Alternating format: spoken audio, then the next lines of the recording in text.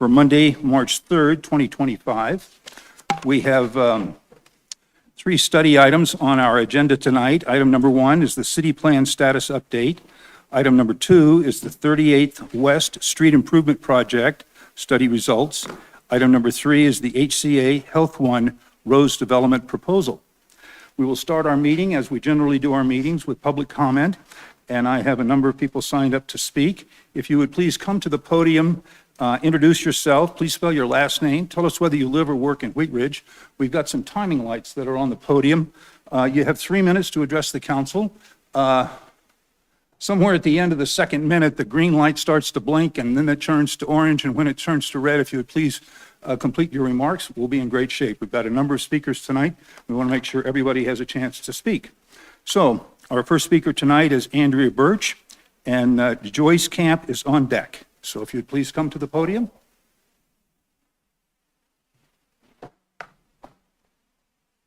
Hi, good evening. Is this on? Yes, it is. Okay, well, good evening, everybody. For those of you who don't know me in the room, my name is Andrea Birch. I'm the president at Lutheran Medical Center, now Lutheran Hospital, part of Intermountain Health. And I just wanted to take a few minutes tonight to just, first of all, thank all of you for all the years of support that you have shown to us at Lutheran as we've continued to invest and expand our services here in the community. And also make myself personally available to each one of you tonight and in the future, should you need more information or want to discuss the information that we provided ahead of time in the packet to you regarding the HCA's request to repeal the moratorium on freestanding EDs in Wheat Ridge. Okay, thank you. Thank you very much. Our next speaker is Joyce Camp and Maureen Terrett on deck. Hi, good evening. I just want to ask a couple questions, and I hope that they get addressed during... If you'd please introduce yourself. Oh, I'm sorry. I'm Joyce Camp. I live in Wheat Ridge, and Camp, C-A-M-P. That's good. Thank you. Okay. I just want to ask a couple questions about item 2, which is the West 38th Avenue improvement. And I live in Cambridge Park. There's projected to be a traffic circle right outside our front entrance. And the questions, and I don't expect you to answer them now, but I'd like them to be addressed at some point. My first question is, are there any studies, have you done any studies regarding property values and how they are impacted based on traffic calming devices right outside your door, basically? So that's the first question. The second question is that we have a lot of vehicles, longer vehicles, that come into our neighborhood. There's one of those Bluebird school buses that comes in every day. Those are pretty long. We have moving vans, and we also have, unfortunately, way too many emergency vehicles coming in to help our residents. So I'm just worried about the length of vehicles and how they are able to navigate around the traffic circles. And the last is the question probably of eminent domain, which I assume that our front entrance will have to have some property taken to have a traffic circle work right outside our front entrance. And so the question will be for you all to address at some point is it eminent domain? How does that work? And what's the compensation? And all the things that are attendant with that. So I just have questions for you. Thank you. Thank you very much, and we'll see if we can get those answers for you. Our next speaker is Maureen Terrett and Laura Nicholas, looks like on deck. Good evening, ladies and gentlemen. My name is Maureen Tarrant. That's T like Tom, A-R-R-A-N-T. And I am Vice President of External Affairs for HCA Health One. I do not live in Wheat Ridge, nor do I work in Wheat Ridge. I'm one of 12,000 employees. I know it feels like many of those 12,000 are here this evening. But I wanted to share a few thoughts about what I think is going to be a tremendous opportunity and project sponsored by Rose Medical Center for a freestanding emergency department and a health park. We have 7 freestanding emergency departments that go back actually to the 1980s in this community. And I can tell you my first stop in my over 30-year journey in this company was at Rose Medical Center. It is a phenomenal institution. I was the first CEO of Skyridge Medical Center. I met with their city council for many years to develop that institution. and then moved on to CEO of Press St. Luke's and Rocky Mountain Children's. I tell you about my personal history because I want you to know that of all the 7 hospitals that we have in this metropolitan area and over 2,500 physicians, we are the largest healthcare provider in this region with complex care and pediatric care. We serve patients from 50 states, and we serve actually a significant portion of this Rocky Mountain West region of 7 states. That's important because when we open a freestanding emergency department and a health park, which is a medical office building, it really is a portal to the community of Wheat Ridge, to the incredible array of complex care and services that this institution provides. Lutheran is a phenomenal institution. They have been my colleagues for many decades, but I think it's quite important you consider the opportunity of choice. Because we're the largest provider, we virtually have contracts with every insurance company, and as I said, we bring that vast and deep, rich of complex service lines to this community. So I thank you very much. Thank you. Our next speaker is Kara Nicholas and Brent Levy, I believe, on deck. Hi, Karen Nicholas, and I-C-K-L-A-S. I live in Denver, but in essence, I work in Wheat Ridge because we serve a large percentage of your population here at Rose Women's Hospital. So I'm sure many of you have heard of Rose Babies. It's really part of the fabric of the Denver metro community, and we have over 100 providers who have dedicated their careers to serving women across Colorado. We deliver more babies than any other hospital by quite a margin. 49% of our patients travel more than 10 miles to get their care at Rose, and we are the market share leader in the Wheat Ridge community, serving 1 in 4 women who choose to deliver at Rose. We think that really speaks to our exceptional care and our exceptional patient experience in caring for women. And this is one of the reasons that we have forged a new partnership with Kaiser, who will now be offering Rose as their central Denver hospital for OB care. And we don't just do babies at Rose. We have all women's services. We are a comprehensive women's hospital. We are leaders in the western part of the U.S. for our breast care, doing innovative procedures, and we get patients from all over the United States.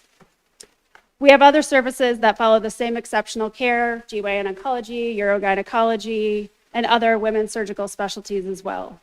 I'm really, really proud of what we've built at Rose over the past 10 years. And really over 70 years of caring for women. And we care about the big things and we care about the small things. And that's really who we are. So we're really excited to have a partnership with your community and to continue to serve you. I've been at Rose for 10 years, the Chief Administrative Officer of Rose Women's. I apologize, I didn't say that in the beginning.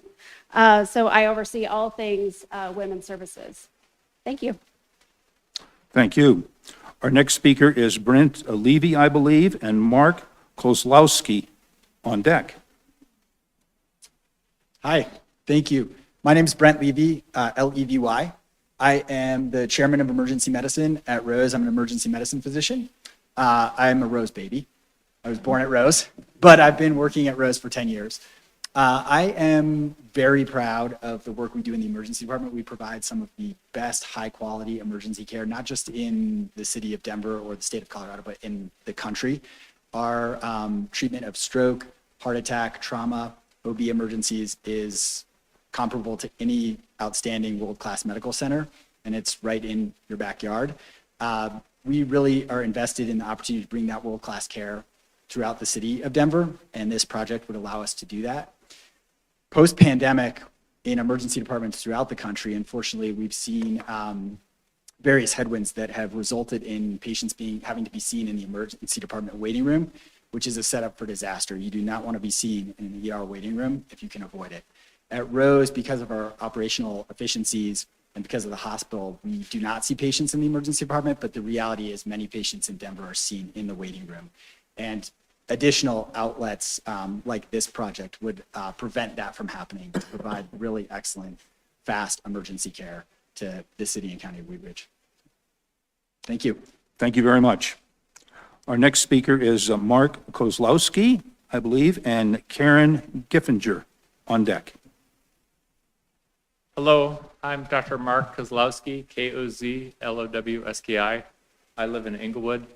I've been a Denver area emergency physician for over 25 years, and I've worked in freestanding emergency departments for over 20 years, including serving as medical director.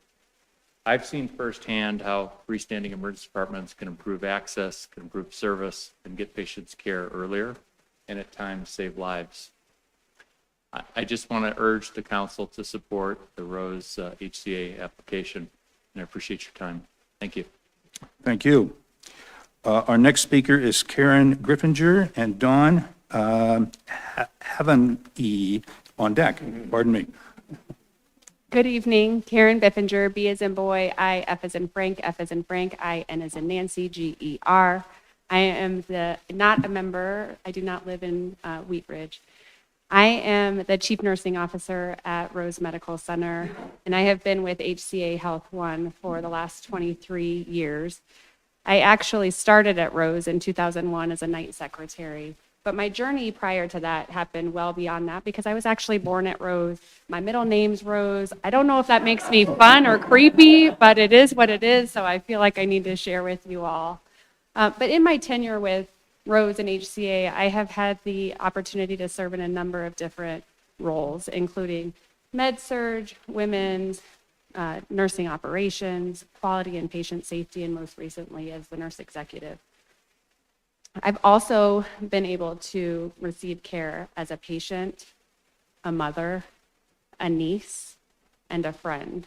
And when I reflect back on what makes Rose such a special place and why I choose to keep coming to Rose, whether it is professionally or both personally and professionally, it really comes down to our relentless focus on quality, excellence, and outcomes. This shows through our partnership with our community, our ability to provide authentic family patient-centered care, and our unwavering commitment to sustaining a culture of excellence. As a caregiver, I understand that we are only in our patient's life for a very short period of time. But sometimes those moments are the most imperative times in somebody's life. As a Colorado native, I'm also well aware that patients and colleagues have a choice of which healthcare system they choose to be a part of, and therefore our culture and our outcomes do matter. We are people taking care of people. I'm beyond proud of the culture that we have created within Rose, and I look forward to expanding our Rose family into my Wheat Ridge family. Thank you for your time. Thank you. Our next speaker is Dawn Haven-E and Amanda Kelly maybe on deck. My name is Dawn Hovanek. It's Hovanec. I've been a nurse for 25 years, and I've spent 18 years in the ER in various sizes and roles. I've been the director of emergency services at Rose for the last 3 years, and during my ER career, I really enjoyed excitement, fast pace, all the things that come with the ER. And what I enjoy the most is the human connection that you get to have every day with patients and staff. Prior to starting my current role, I was the manager of freestanding ER in a community in southwest suburbs of Denver. I live in Inglewood. I should have said that, sorry. I don't live in Wheat Ridge. During my time there, I saw the value of a freestanding ER and what access to emergency care can really provide to a community that didn't have easy access otherwise.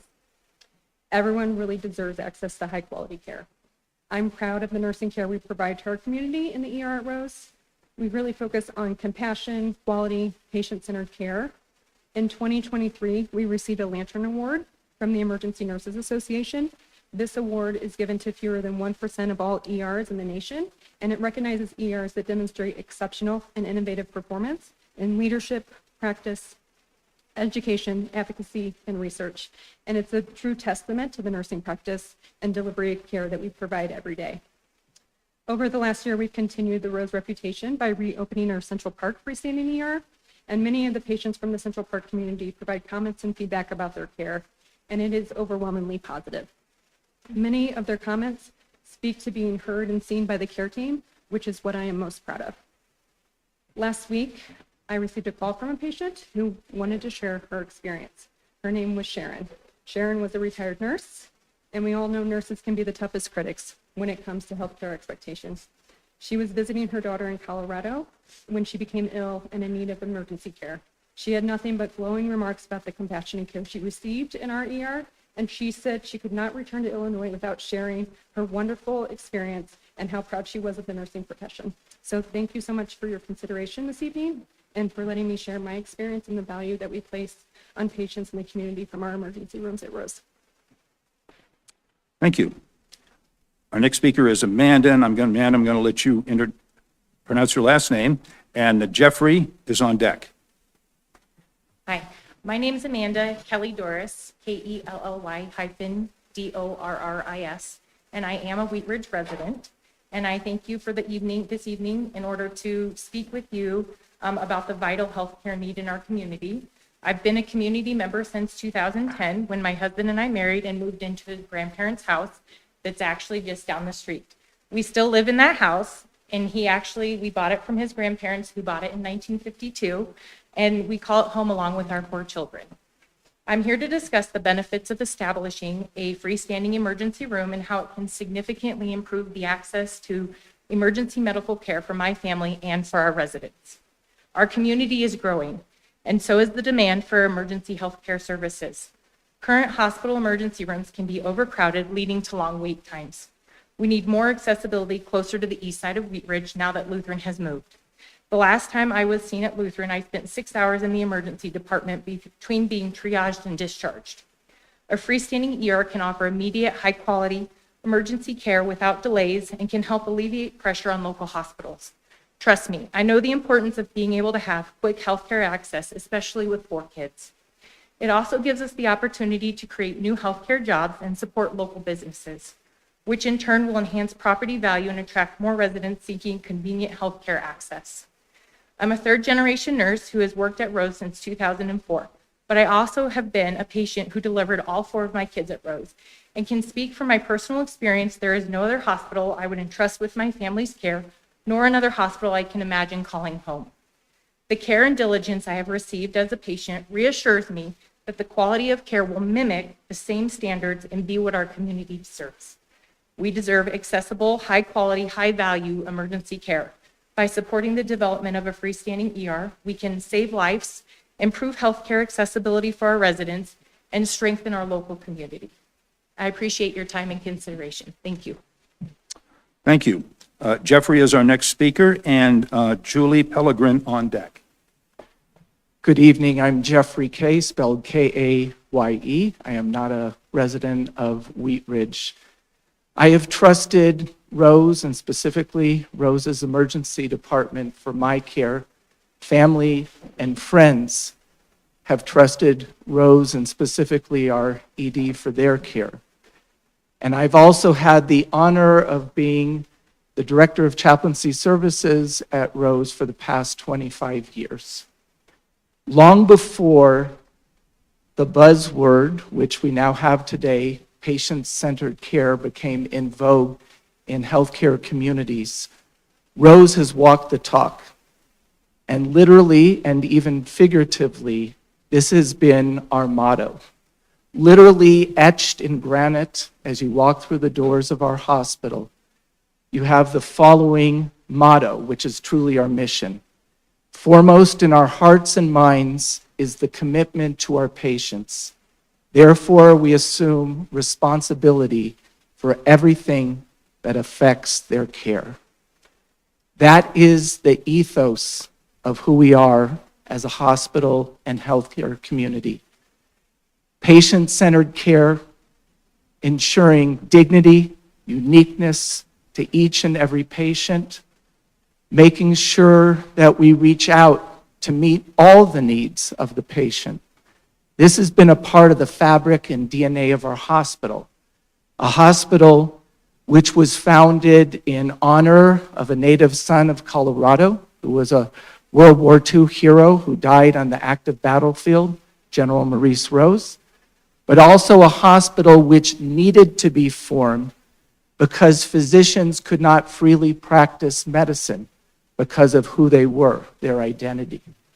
But instead of being mired in a sense of victimization, these doctors, together with the community, banded together to ensure that every person would have free access for medical care, and that the entire community would be serviced by this new entity, which is Rose. Rose today is truly the best of all worlds. It is a community-based hospital, and yet at the same time has the resources, the connection, the scale, which is HCA Health One. We want to bring that service, that care, that dignity to the citizens and residents of Wheat Ridge. I thank you for your time. Thank you. Our next speaker is Julie Pellegrin, and Doran Volsky is on deck. Good evening, Mayor Stark, members of the City Council, and the city staff. I appreciate the opportunity to speak with you this evening. My name is Julie Pellegrin, P as in Paul, E-L-E-G-R-I-N.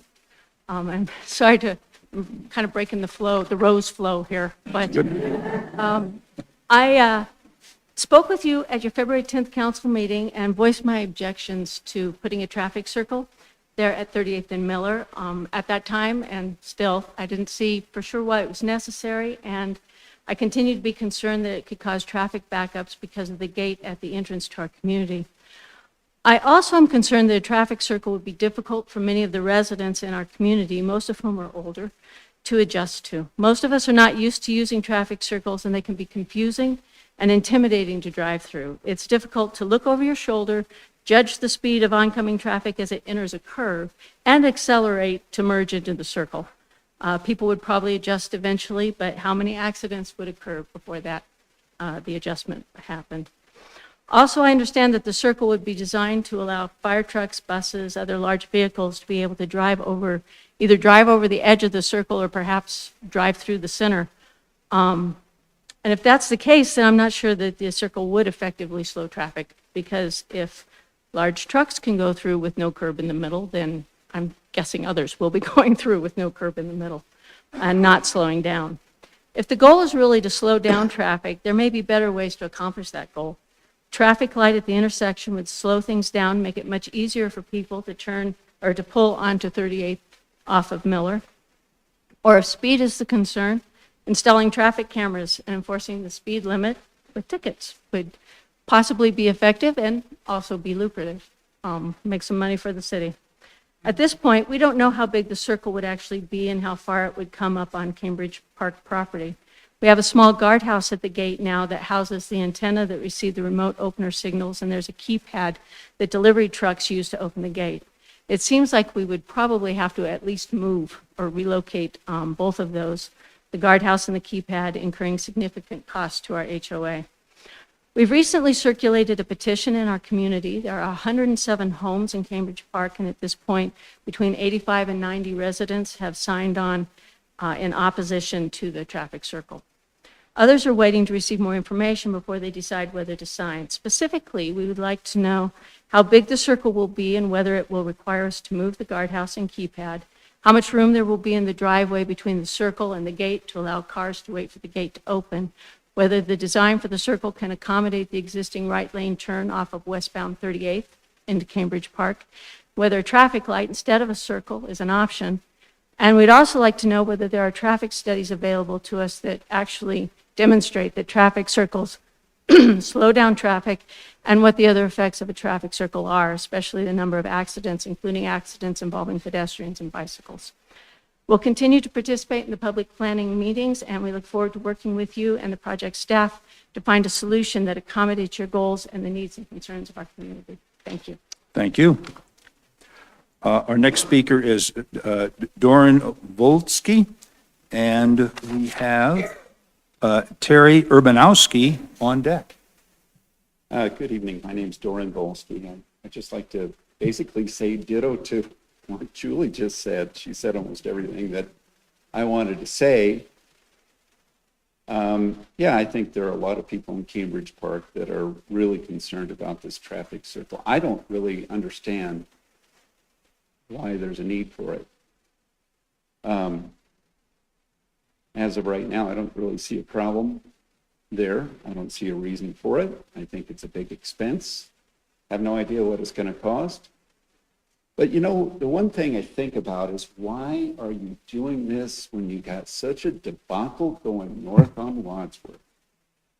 Look at how long this has been going on, and you're going to start another project. How long is it going to take? Because as far as I'm thinking, this debacle on Wadsworth, which has basically caused a lot of businesses to implode, lives to be affected. I mean, it's been really bad. And we're supposed to trust the city of Wheat Ridge to do something responsible on West 38th, where a lot of older people are going in and out. I don't have any confidence in you. And I think a lot of people that live there, they're against this. So I'd like to have a real good reason why we need it.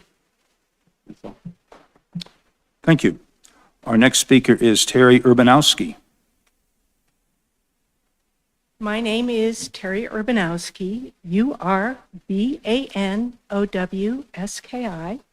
and I'm a Wheat Ridge resident. I've been a Wheat Ridge resident for 37 years. 36 of those were at 38th and Wadsworth in Melrose Manor. And a year ago, I moved with my husband down to Cambridge Park. And I am one of the people that has a differing viewpoint. I think roundabouts are very common throughout the metro area. They have them in Golden, they have them in Arvada. I went through 3 in Littleton today. I think they do exactly what they're intended. I think they slow the traffic down. They allow a continuous flow, and I think they're a great thing. I have traveled extensively on the East Coast, and I have seen a number of large volume traffic circles in DC and different areas. They work great. I have never seen any traffic accidents in them. I'm sure they happen. I went 2 years ago to Italy, and you cannot drive through a community in Italy without going through multiple traffic roundabouts. I think they work great. I think they do exactly what they're intended to do. And I am in 100% support of the 38th Avenue plan. I think it'll be great. Thank you very much. Thank you. That concludes all of the people that we have signed up in the city council chambers. I have one person that signed up online. I want to see, we have Dennis Garreau signed up online. Dennis, if you're with us, would you please unmute yourself, introduce yourself, and then you'll have 3 minutes to address the council.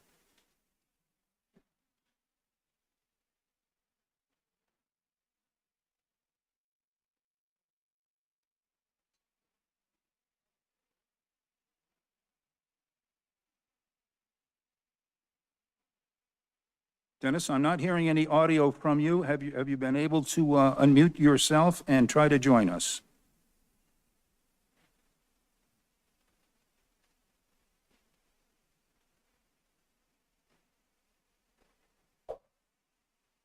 He's unmuted. I'm not sure why there's no We're volume. not getting any audio through there. How about now? There we go. Okay, we hear you now.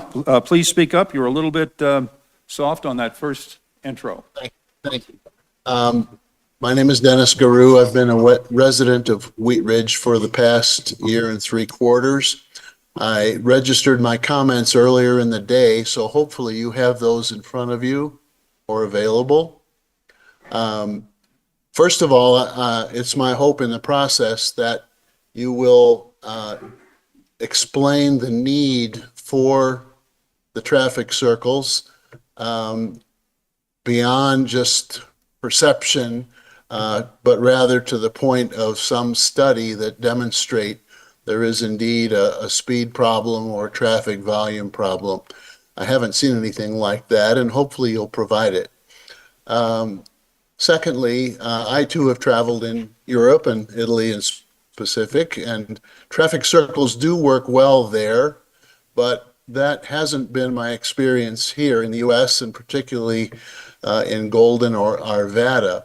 If you try to use a traffic circle on Old Golden Road, you'll notice that the traffic on the larger street tends to assume the right-of-way and doesn't obey the yield sign like the traffic off the smaller streets are expected to. You'll see the same problem on Grandview Drive in Arvada at the intersection with Balsam. You have a larger street and a smaller one, and there's either a lack of education or a lack of will to abide by the pattern where all four entering streets are required to yield to traffic in the circle. But that doesn't seem to be the way it operates here.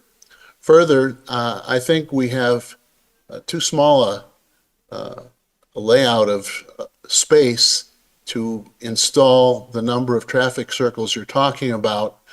Too tight a turn, too small a radius to accommodate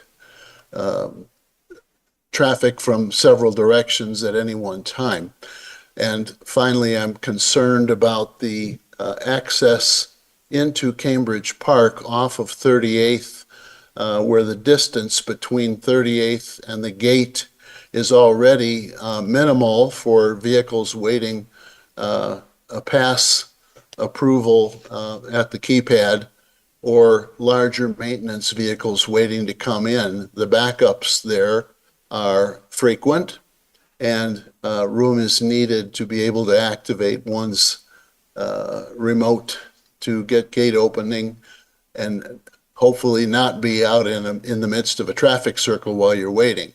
I think the backups might make the situation worse than it is at present, and I'm looking for more information from you. I think the need should be established before we try and implement the fix. Thank you, Mr. Garreau. Your time has expired. Would you please conclude your remarks? I think you've heard all that I need to say for now. Thank you. Thank you very much.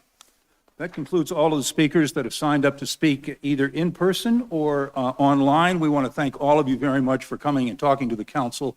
We truly appreciate your participation in our process. So with that, we will move to agenda item number 1. This is a city plan status update. Mr. Goff. Thank you, Mr. Mayor. Lauren, you introduced, or Ella, you're introducing? This is our Our fourth. fourth update. Yes. On our update to our comprehensive plan, and made a lot of progress. We have CZB here this evening to help us present. Thank you, gentlemen, for coming. But Ella, you want to start off?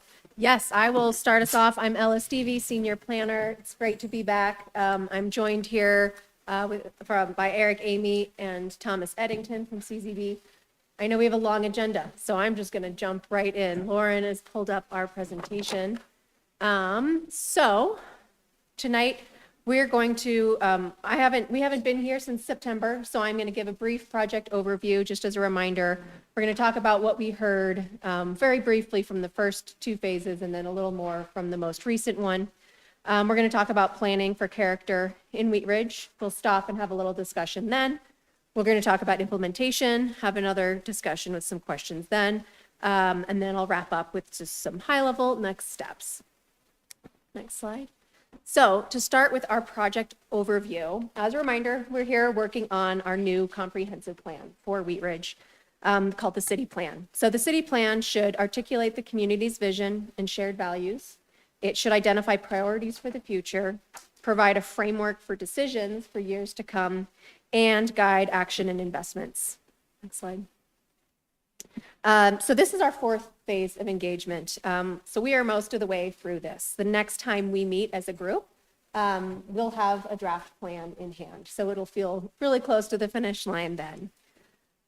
So what we've heard so far, in phase 1, which was last spring, we saw emerging consensus from the community that we know what's working, and we also know what we want for a stronger future. In phase 2, which was last summer, the community confirmed the core values, principles, and priorities that we presented. In phase 3, which was last fall, the community shared how you like to get around and how you'd like to see the city manage new development. So in phase 3, we had over 170 attendees at the open house, and we got over 230 responses online. As part of Phase 3, we also went to Wheat Ridge High School. So community engagement specialist Ashley Holland and I worked with 6 classes at the high school, and we heard from over 100 students. We got a lot of great information, and we also confirmed that high school students want a lot of the same things that adults want. They want places to hang out with their friends. They want an easier time getting around without a car, for example. I also learned that you should always thank your teachers. I already knew that, but it was an amazing day that was truly exhausting. So thank your teachers. In our last study session here with you all in September, we dived a bit deeper into that Phase 3 content. So we heard about the place type framework, and we discussed how we can facilitate peaceful coexistence with new development and existing neighborhoods. We also talked a little bit about the proposed mobility network. So the map on the left shows how people shared during Phase 3 how they want to get around Wheat Ridge. That's compiling all of their little paths that were drawn and how they like to get around in different ways. So we'll use that input to update the proposed mobility framework, which you see on the right, to make sure it responds to how people want to get around the city. Then we asked people to choose the 3 most important items that must be addressed when new development is proposed. And this is what we heard. So parking and traffic generally got a lot of responses, followed by building height, landscape and streetscape, and then physical and visual separation. There's a little more information about what people shared that was on our boards at the public open house 2 weeks ago and is now currently online on the project website. So that's just a snapshot of what we've heard so far. I'm going to hand it over to CZB to talk about character. Hi, everyone. Thanks for having us back. Nice to be here again. We'll talk a little bit about planning for character in Wheat Ridge. As you all know, some of what Ella just shared and what we've talked about in previous conversations that we've had is that Wheat Ridge pretty much likes itself the way that it is, and it likes the character that it has. There are a number of components of character. Different people will have different definitions, but a lot of what we're focused on is physical character. We're talking about a comprehensive plan, after all. We're talking about something that's going to inform development regulations. And so all those other things that go into character are very important. What we want to talk about here a little bit tonight is that physical character and the things that, that shape that. We also know that while the city likes, the residents of the city very much like the city that they have, it's also inevitable that change is going to occur. So there will be development, there will be additional things happening. So as that happens, how do we make sure that those things happen in a way that doesn't fundamentally undermine who Wheat Ridge is? So when we talk about character in Wheat Ridge as it relates to the city plan, what is it that we're trying to achieve? We're talking about the evolution of our places, understanding incremental change, maintaining the character of distinct areas with their own look and feel. We talked about this concept going back, I think, maybe to our very first meeting about a year ago. Maybe it was April. Janice, I think it was your phrase, patchwork quilt, that made its way into the city plan. It's got a starring role, so thanks for that. And so how do we make sure that within the patchwork quilt, each of those patches is evolving incrementally to be the best version of itself?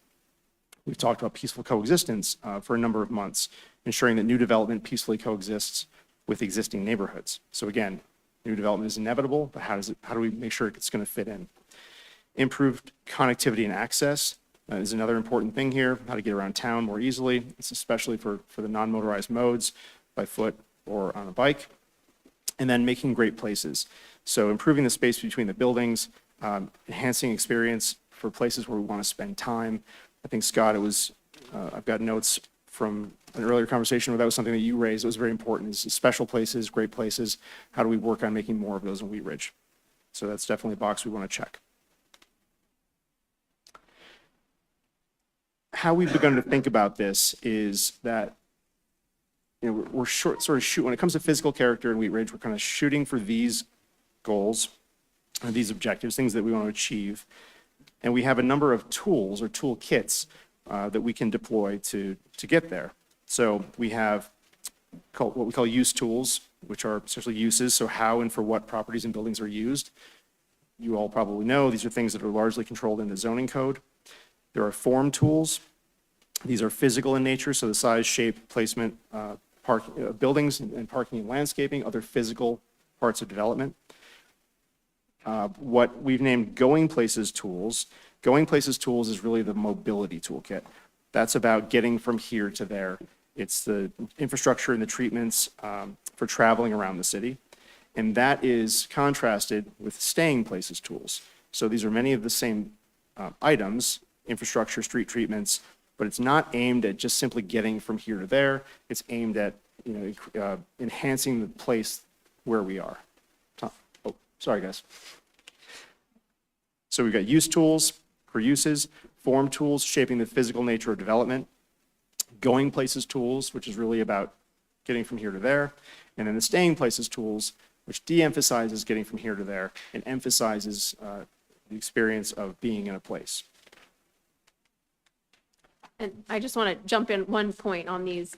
A lot of the tools that Eric just gave a high level that we're about to go through in a little more detail, Wheat Ridge already uses many or most of these. So when we're talking about them in the city plan, it's not to introduce a new set of tools. It's really just to help us guide the process of reviewing the ones we have to figure out what we need to tweak or maybe add. So a lot of what you'll see will sound very familiar. Yes, thanks, Ella. Some of this is going to be kind of planning and development 101, so you know, it's fine. We're not trying to reinvent the wheel here. So what we want to do is just take you through a couple of examples of these use form, Going Places and Staying Places tools, so we get a sense of what we're talking about. Talked a minute ago about these use tools, and these are just some broad categories. We're talking about residential uses, commercial, retail, civic and institutional, like your government buildings, your schools, your churches, et cetera, your industrial uses. Again, things that are largely controlled in the zoning code. Some examples of our form tools. These are only a few. This is not the comprehensive set of things that we can control in our development regulations, but things like height and bulk plane. So how tall is a building, but also as a building gets taller, how does it step back for a variety of reasons, not the least of which is sort of respect for the neighboring properties. Setbacks, screening and landscaping. So how are different properties separated from each other? How are different kinds of uses separated from each other? Our parking regulations as well. So is the parking in front of the building? Is the parking behind the building? Is the parking on the side of the building? These are all things that we can regulate, and they all have a role to play in shaping the physical nature of development. Some examples of our Going Places tools. Clearly, pedestrian infrastructure like sidewalks. In this particular example, a detached sidewalk. You can also have attached sidewalks. You can have other kinds of sidewalks like a multi-use trail. That's for pedestrians. The variety of travel lane configurations for motorists. So here you've got one that's very prevalent in Wheat Ridge, kind of the 2 to 3 travel lane cross section. There are narrower, there are wider, comes in a variety of forms. Your bike lanes, which come in a variety of forms as well. Sometimes they are, or your bike infrastructure, I guess I might say, all the way from sort of shared lane markings that's where a cyclist is in the flow of traffic, all the way to a protected, kind of walled off bike lane that's very separate.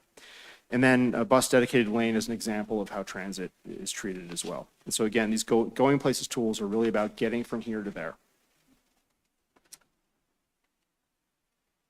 And the last collection of tools here are Staying Places tools. Again, this is really about enhancing the sense of place, making it a great place to hang out. So we do that with our sidewalk requirements. You may very well treat that sidewalk differently in certain like business districts versus the way you might treat it in front of your house or another location in town. You might want to make it wider, make it more inviting for pedestrians, for staying, for lingering. Lighting and street furniture standards, same thing. You may scale your street lighting differently depending on what you're trying to achieve in any given location. And so you may have more pedestrian scale lighting in a place where you're trying to enhance the pedestrian experience versus if you are emphasizing traveling through, not staying, you may have a different lighting treatment. Frontage improvements. This is one I want to stay on for just a second. As we all know, Wheat Ridge was really developed in the middle of the 20th century, late 20th century. So a lot of our commercial corridors have a lot of front yard parking. And that front yard parking is useful at times, but it also detracts from the sense of place, detracts from the pedestrian experience if you're walking in front of those sites. And so there are treatments that can be put in place that can both preserve the front yard parking and also enhance the pedestrian experience and sort of the sense of place. And we're going to spend some time in the city plan on that concept because we think it's very important here in Wheat Ridge. And then finally, in our staying places toolkit is street tree and landscaping requirements. So obviously the way, the number of street trees, how far apart street trees are, landscaping requirements that we might impose, those are all things that can enhance the sense of place as well.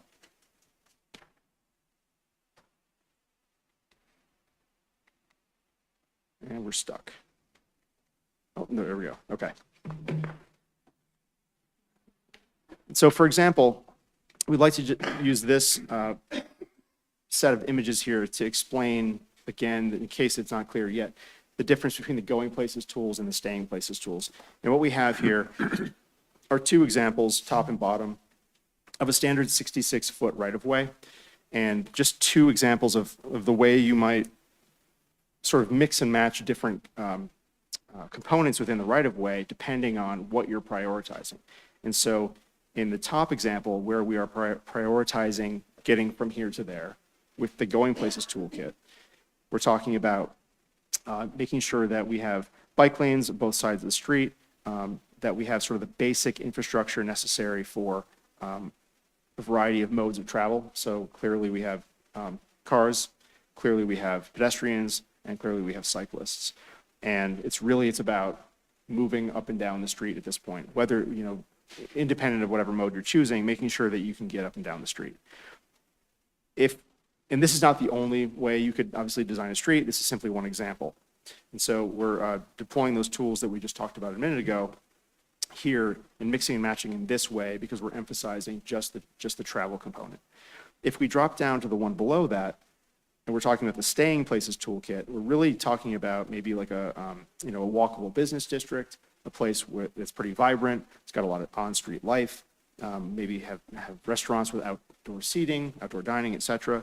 And so we're really trying to enhance that user experience. We're really trying to create a place where people want to be and hang out, not just pass through. And so when that is our goal, we're talking about using some other tools or deploying these tools differently. So for example, you will see, if you look on the bottom, sort of kind of the bottom right-hand corner, we've got on-street parking.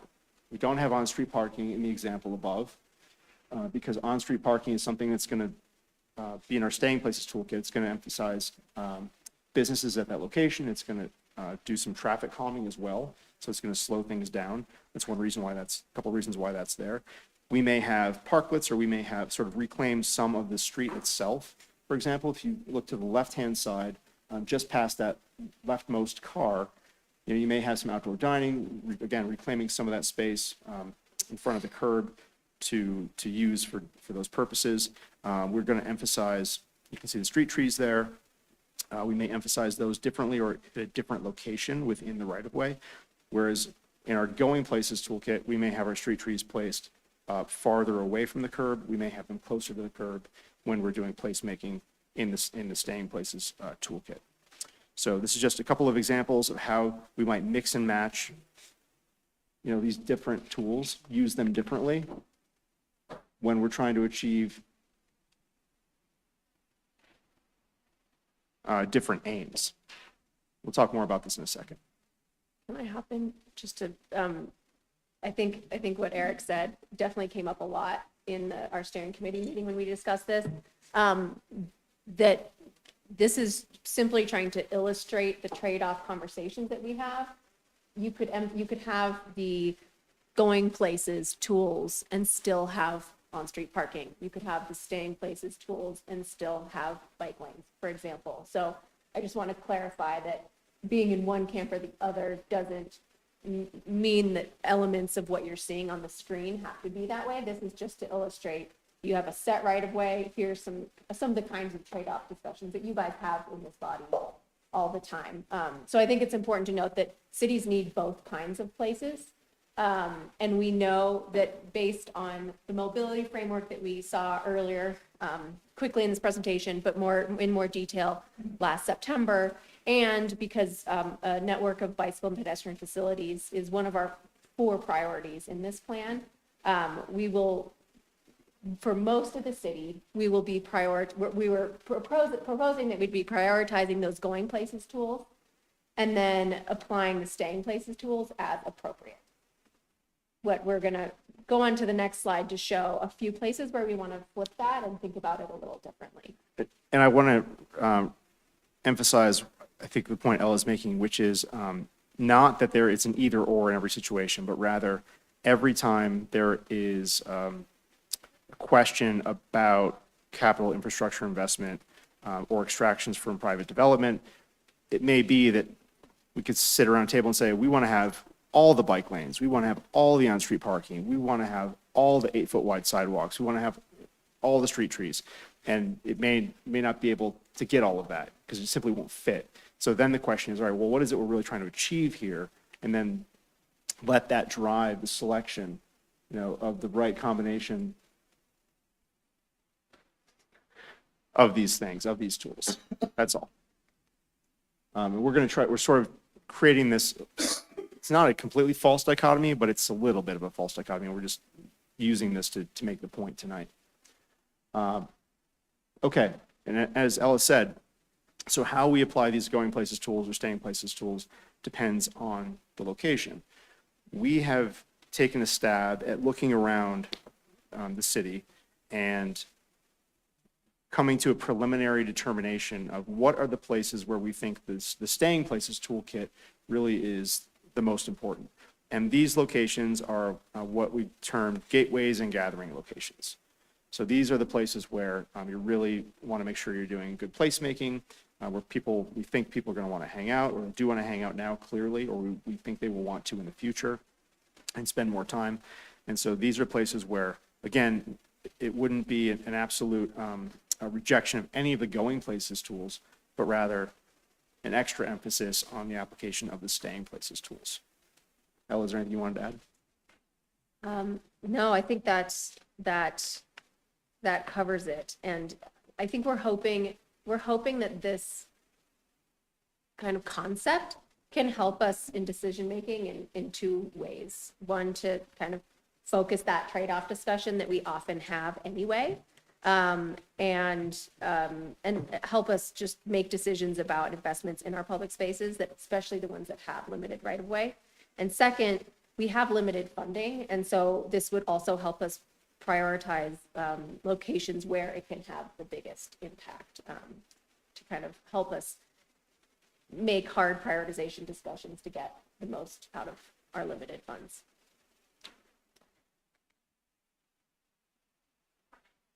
We have some questions up here, but before we dive into these, I'm curious, and I want to give you all a moment to respond if you have questions, if this makes sense, kind of your initial thoughts on what we've talked about. Councilor Hoppy. Thank you, Mr. Mayor. Thanks for being here tonight. I'm just wondering, when you are on your map that has the gateways and gathering locations, and you have identified with the little reddish orange dots, some areas, why was the rec center not necessarily included in that? And I notice also, and then part B of this question is, I notice a lot of these are, there's commerce, like heavy commerce in these areas, like restaurants and stuff like that. Why were the parks maybe necessarily not also added in that along with the rec center? So I think well, first of all, one of the questions we do have is, we're asking this to the public too, are we missing areas? So this map is not necessarily complete, and we can definitely talk about that. The rec center also came up in our steering committee discussion. I think it wasn't initially on there because that wasn't on our radars as a place that has a really limited right of way where we're having to make hard this or that decisions because we can't get what we want. But that could certainly be added. I think a lot of them are commerce because those are the places where, thinking about these tools where generally people do want to stop and stay. I think one distinction too is that both the going places and the staying places are great places. They're just great in different ways. And I think, because people had asked about like residential strips as well. And so we were trying to emphasize like those will be great places. They just won't be, you can't have that just kind of dilutes the resources, a very specific resource for a very specific outcome, a little too much to be effective. So the other areas would still be great places, not just necessarily ones where we want to first get kind of the top shelf of all the staying places and then figure out what bike lane works there. It's just flipping the prioritization a little bit. We do have 44th adjacent to Anderson Park. So that is one, it does have some commerce, but its adjacency to the park there is really what kind of pushed it onto the list for us. But we're certainly open to suggestions of this map. Both, are there places that don't feel quite right, or other places like the rec center that should be on here as well? I think it's also worth pointing out that this is one kind of place that is a destination. So these dots are one kind of category of destination. And then but they're not the only category of destination. So we got that specific question many times, I think, at the open house a week and a half ago. And I think as we look at putting the finishing touches on the mobility framework, there's a lot of good question to ask is like, okay, mobility from where to where? And that's a big part of the mobility framework. And so we need to make sure that we're emphasizing all of our important destination places, kind of regardless of what category of destination it is, if that makes sense. Yeah, for sure. Councilor Ohm. Thank you, Mayor. And kind of on that same subject, do you guys have any idea how Wheat Ridge compares per capita on these places? Are we like average? Do we have more? Do we have less? And I'm assuming this is kind of the perception of what these are right now. This isn't here's potential places, but I'm just wondering, like, where do we fit if we were to compare ourselves to just on a per capita, pick a city, or some places. Like, do you feel, and you may not know the exact answer, but I'm just wondering, like, does this feel like proportional to our city, or should we maybe perhaps more? I think that's a hard question to answer, Scott. Maybe I'll try it this way. I think a lot of the way that we're thinking about these gateway and gathering locations is sort of like for lack of a better description, because it doesn't fit all of these, but like kind of the walkable, either the neighborhood business district or Main Street, right? And it's something Wheat Ridge has been working on for a while, and is making progress, different locations at different speeds toward different outcomes. And there are a lot of communities in America that have zero. So they don't have it. It's not a thing that they have.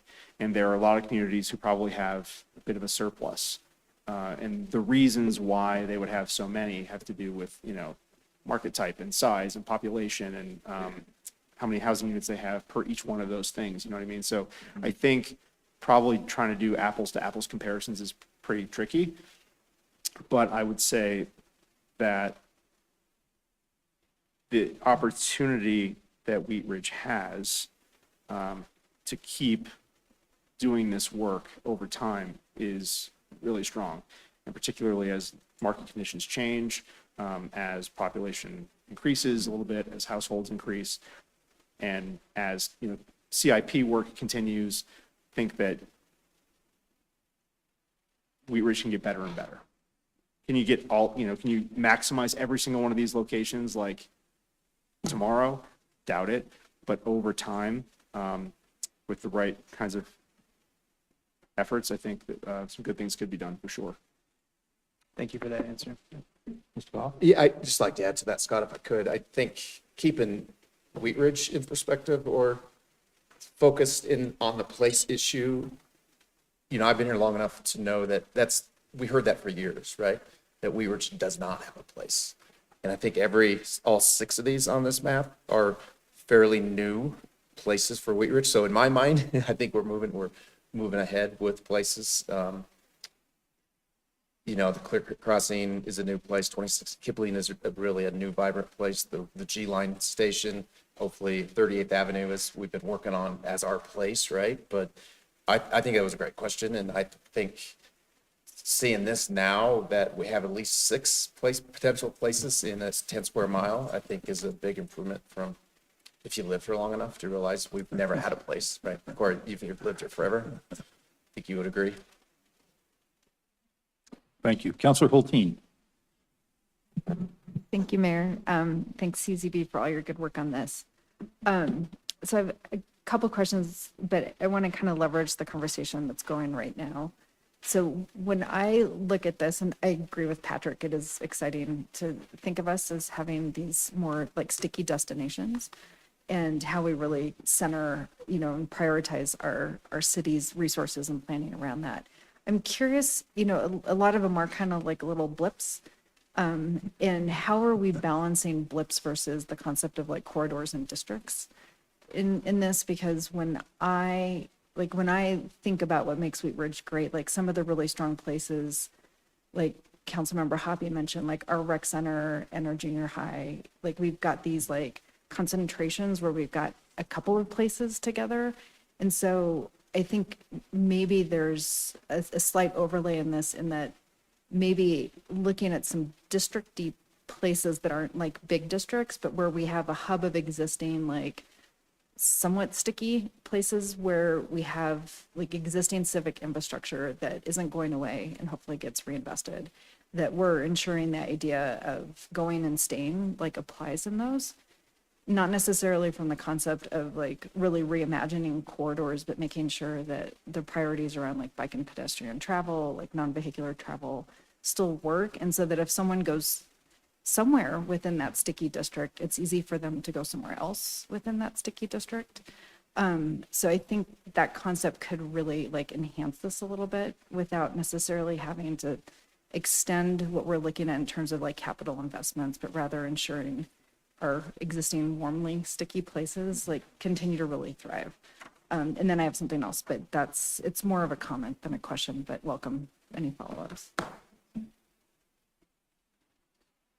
I think what you just said about the kind of moving around in the sticky places, I think as we're discussing this in this kind of phase 4 of engagement, I'm realizing how important it's going to be to overlay this with the mobility network too. So we're seeing not just the sticky places, but we're also seeing the bigger scope of mobility improvements that we want to make and what that looks like together. Because, for example, if we realize that a trade-off that we have in a sticky place is that we don't have room for quite like the top shelf bike lane, then we want to make sure that we have bike parking, we have bike signage, we have really good connection into the rest of the network, so that if you aren't coming to there, you're passing through, there's still a really great seamless way to do that.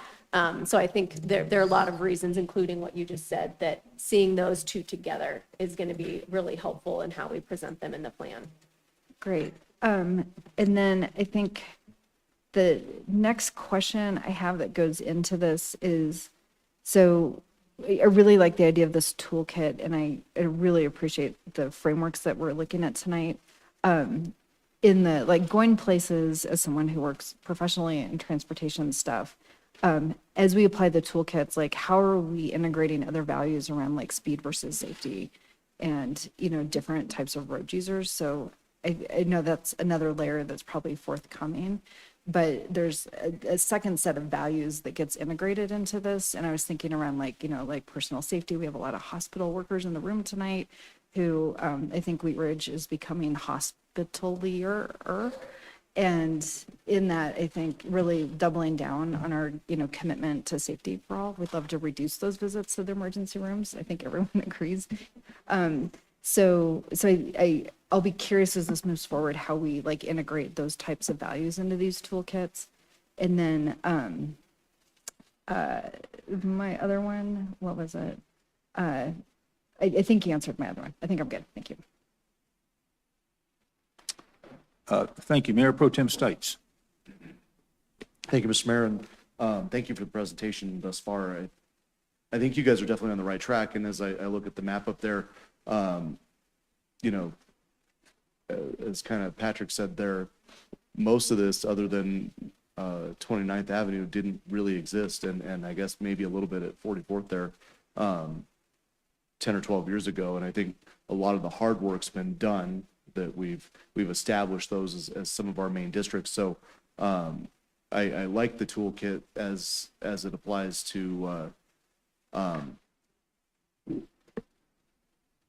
laying the groundwork there as we move forward. As far as the toolkit goes, I know it kind of lists out what we can do. Will it have thresholds for when we should apply some of these different tools? Can you just elaborate a little bit? I guess, you know, if we're looking at some sort of development, or if we're looking at maybe the mobility toolkit, does it, you know, I guess we're talking about 38th Avenue and the improvements going on 38th Avenue here tonight. You know, will this toolkit give us, you know, you're looking at this, here's when you want to apply it, how you want to apply it. I know it'll kind of tell us where we want to apply it, but when we want to put in those different types of bike lanes or those different types of. The short answer is yes. Okay. If I can add a comment too, the reason I think we ended up with a toolkit like this instead of just tools you can use in the public realm is because I think in my time here, it has been hard to advance a capital project when we aren't all on the same page from the get-go about what the end goal is. So in the spirit of a city plan, planning for what we know and creating a framework for the things we don't yet know, our goal in creating going versus staying is to hopefully invoke a habit where we as a community for every capital project are saying to ourselves, okay, square one, is this the going or staying or some sort of a hybrid of the two? So there may be a lot of other tiny little red dots on here. You know, 35th is a capital project. There may be a spot on that corridor that has more staying than going. But I think our intent with this was to create a little bit of that decision-making framework. So we get in the routine of not having to have Maria value engineer out things when we all have sort of a shared understanding. She doesn't have to be the bad guy. We all as a community understand from the get-go. Are we deploying more going or more staying in sort of different areas of each individual project that you all will see over the course of the next decade or so? And you might all remember when last time we were here, we talked about the place types framework, which we're not spending a lot of any time on tonight. But when our place types in combination with our street types, as the city plan evolves, you will see the ways in which the combination of the street type and the place type match up with sort of suggestions for how the staying places tools and the going places tools should be deployed. So that's not to say that it is, what you'll get is sort of a, let's say a flexible instruction set. So when you see that, you shouldn't look at it and say, oh my God, well, it says at this location that it's this place type and it's this street type, and therefore we have to only use staying places or only use going places. But rather, I think to what Lauren was saying is it'll give you more guidance on, oh, the city plan tells us this is kind of what, you know, we've all said this street hierarchy makes sense, this place type framework makes sense. When we overlay them with each other, it creates these kinds of locations. And so we've kind of all nodded our heads on that. And if we see it all comprehensively in one place, it kind of all starts to make sense. Now we have, it doesn't exactly tell us, are we going on-street parking, are we going bike lane? It may not make that decision for you, but it will give you suggestions as to how to think about that and lay down some of the guidance that's based on, you know, this is the kind of goal you would have for this kind of location, given those considerations. So it should, that's what we're aiming for. Thank you. Councillor Snell, or excuse me, Councillor Hobby, did you have a follow-up? Or Councillor Snell? Thank you, Mayor, and thank you so much for this work. I'll just be brief in saying that to answer the question, yes, I understand, and it makes a lot of sense. And also, I think just providing this and thinking about it as a toolkit, we're growing and we have new places coming online and new areas of our city that are going to be more activated. And so this makes sense to have this sort of toolkit, way of thinking about projects, way of thinking about going about things. And we can have nice things, and this is all good. So I really like this so far. So thank you for all the work. That's going in the in the intro to the plan. Okay. We can have those things. I think that, that gets our first round of questions if you want to continue. Okay, so I'm going to start into implementation. I'm going to kind of, well, first this, I'm going to talk through a good bit of content. We do have another discussion pause at the end, but please let me know if at any point people are confused and want to pause for questions. We'll look for antsy hands, and I'll let you know. Sounds good. Okay, so first though, I want to just make a quick note on this kind of imagining our future, applying tools in Wheat Ridge. So this is the section that if you were at the open house would have seen a couple boards where we're talking about our focus areas. So the focus areas are locations within Wheat Ridge where our team has illustrated how the tools that we just discussed could be applied to address issues that are common in Wheat Ridge. So the illustrations of these focus areas are intended to be prototypes for other places in the city facing similar challenges.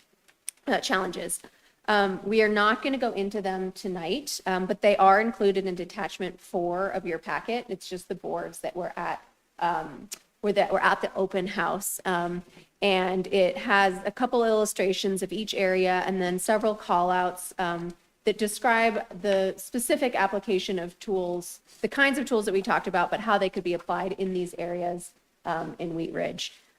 So I do encourage you to review them and share any comments that you have or questions that you have. You can either submit, it's part of our online survey this phase, or you're welcome to just reach out to me directly.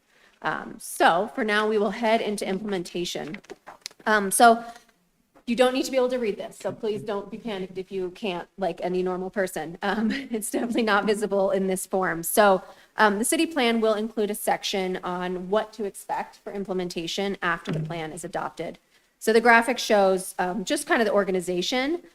We've organized the implementation steps to implement the city plan by key principles and priorities detailed in the plan.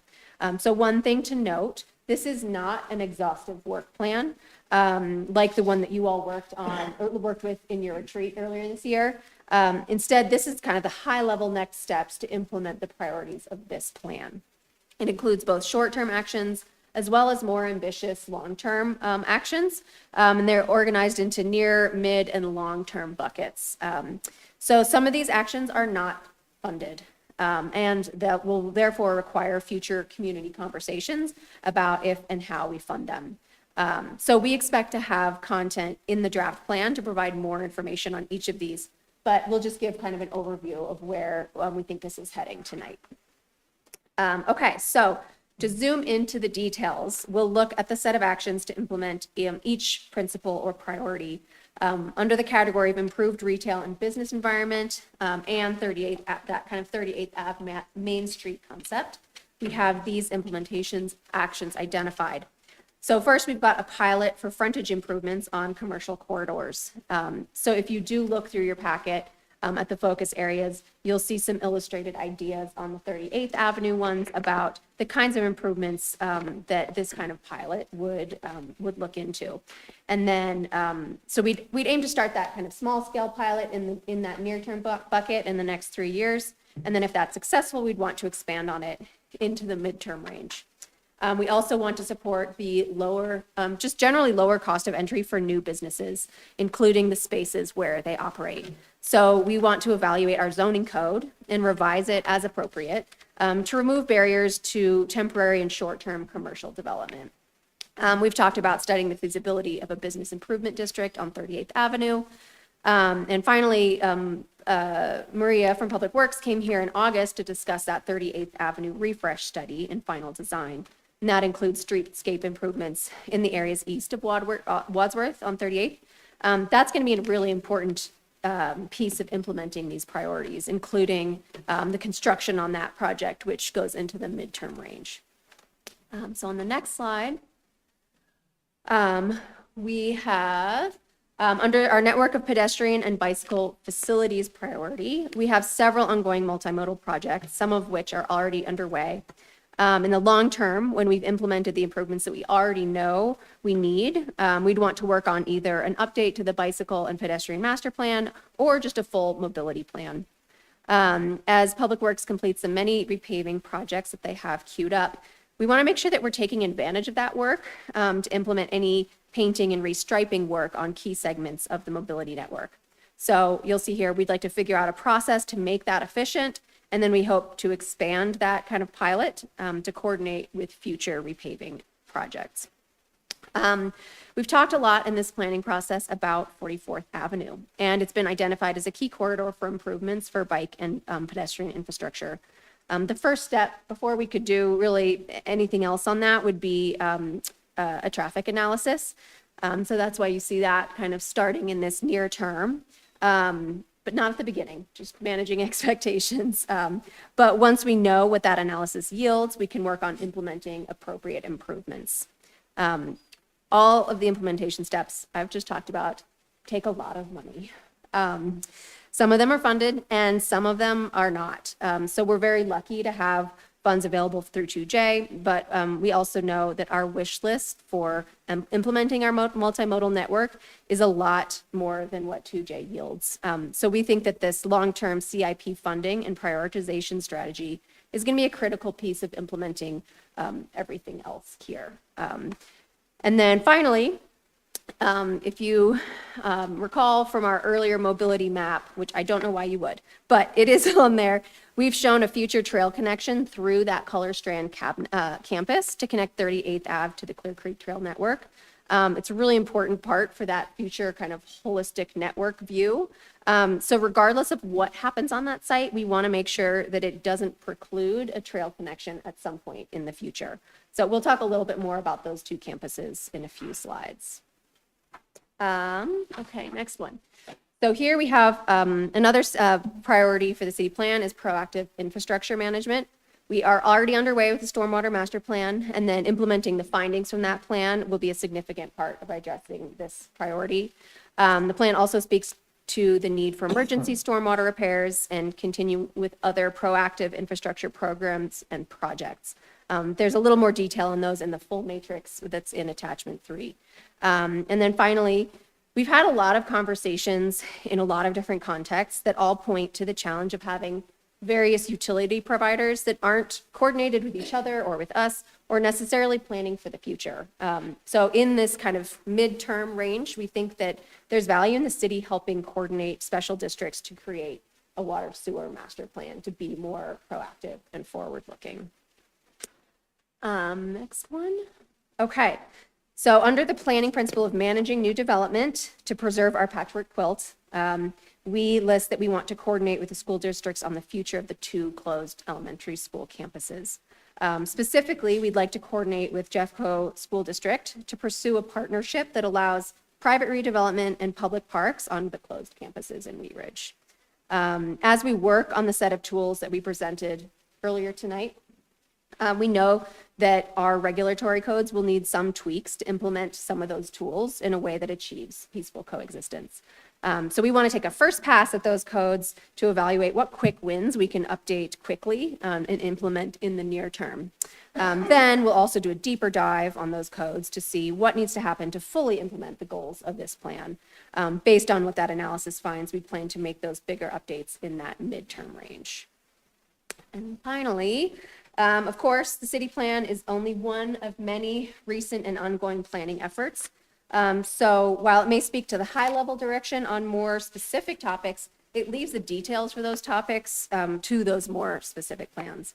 So implementation of all of those plans will be a part of realizing the vision of the city plan. And then looking in that long term, it's very hard to think about now, probably especially for me, but in that kind of 15-year range, that long-term bucket, we'll eventually want to start thinking about an update to the city plan and our next comprehensive plan. So that I just threw a whole lot at you. We're happy to backstep to any slides, answer questions, but generally here are a couple discussion points that were in your staff report that we'd love to hear your thoughts on. Councilor Hulteen. Thank you, Mayor. I'll be quick. So I'm a huge fangirl of this approach. I think that this is a really great way of approaching a longer term plan in the city and framing the kind of decisions that would be ahead. But I really appreciate sort of the strategic scaffolding of the kind of decisions that we need to make and taking into account the financial resources that are necessary to enact it. So a huge fan of all of it. One thing though, if you could go back to slide 23. I'm sorry, 23 on mine. I added a slide. Oh, for okay. this one. Go to, forward a slider there. So I just want to make note on this slide, the study feasibility of a bid on 38th Avenue. I would strongly recommend moving that towards the near term because I think the success of that needs to go hand in hand with completing the 38th Avenue refresh study and final design. Because if we get to a final design and the bid feasibility is not looking good, I think that really has a strong influence on what we can actually get done on 38th Avenue. So I'd just like to recommend we move that forward a block. That's all I got. Thanks. Thank you. Counselor Hoppy. Thank you, Mr. Mayor. I also am very excited about this approach. It gives counselors in the future to find different ways and creative ways to be able to fund some of this stuff, knowing that it's on the deck. I do completely agree with Councilwoman Hulteen, and I was part of a failed effort to get a bid on 38th Avenue, and I will tell you it's a lot of work, but I do know that we have, I own a building on 38th Avenue, and I know that there's a lot of more support for a bid on 38th Avenue than there was when we were trying to do it in 2014, I think it was. So, and I think it's important also because through, if we can get that bid going, through that bid is also where you can get very engaged with the property owners on that corridor about improvements. And when you want to do things like trying to consolidate long curb cuts, you need cooperation. So. I don't see any more hands, but I would like to sort of follow up on Councilor Hoppy's. We have a really vital business community that's growing and becoming more energized. We've got good business associations and chambers that represent businesses. And I think there's a real desire to be able to coalesce around good ideas. So I think outreach to that community would be welcome. Any more discussion? I don't know if you guys are we're at next steps. So this is probably a good time to see if we have any more questions from counselors. Counselor Hulteen. Yeah, thank you. So two quick things. One is, I wish I was a future city councilor who got to work with this. I feel like this gets enacted about when I wrap up. Secondly, I want to just check the temperature of interest from my colleagues about, before this comes back to us as a full package, if we could get a mobility plan specific presentation. I feel like that's a pretty key component. And a lot of the things we discussed tonight were referenced to a mobility plan. And I want to make sure that when we look at the whole package as a whole, like that just feels really important to me. So not a big study session. So I just want to check with my colleagues to see if we get support for just looking at that individually before the whole thing comes back to us. Councilor Hoppy, would we I'd want to just speak like to to that? comment on that. Yeah, in the slides, it was like slide 7, there was the improving mobility, and you couldn't quite read it, but it says community interest destination, which was all the little black dots. And so, making sure that that's what we've been told from our community. And so I agree with Councilwoman Hulteen that making sure that is a part of the plan and that we can take a look at that overlay. And I do support that idea. Thank you, Councilwoman Hulteen. Thank you.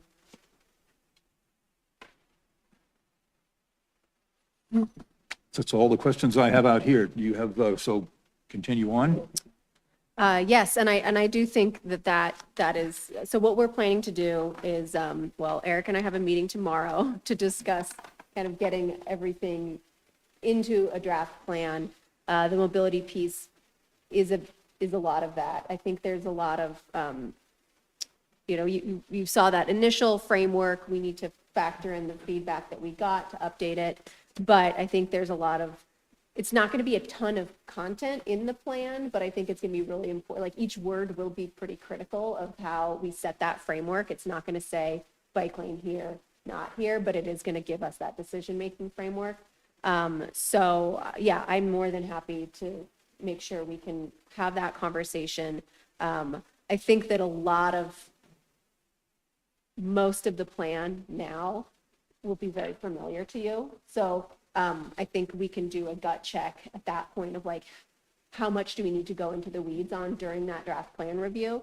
And if it's too much, if we feel like we can't get to the depth, then for sure we should have an additional conversation. So I will stay in touch on that.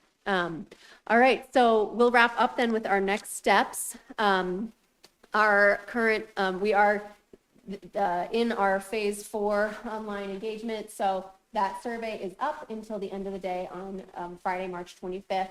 So actually, if you have any follow-up thoughts on here, most of the content, we don't do a deep dive into implementation in the online part, but everything else, including the focus areas, is on there. So you're welcome to provide more thoughts there, point your constituents there. And yeah, particularly on the focus areas, I would love to hear if you do have any thoughts. So you can also just email me or reach out directly with that.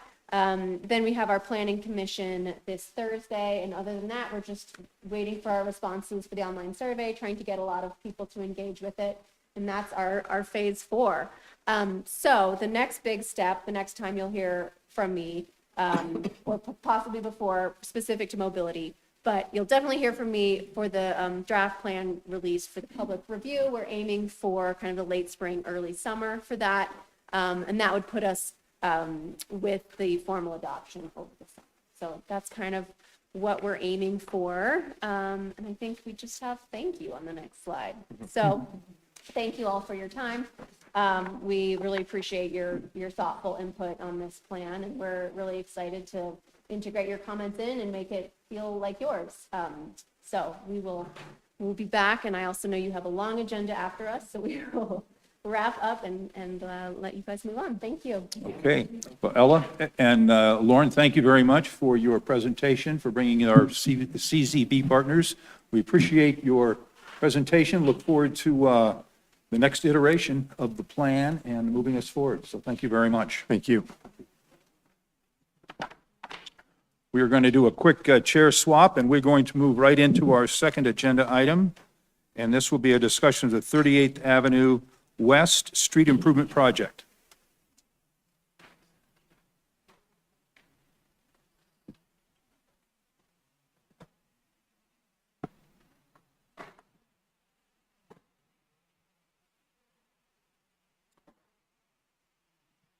Are you safely getting home? Thank you. Well, I've got the snow shovel in the car. So.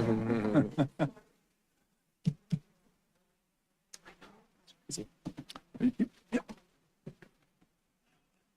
All right, you're free.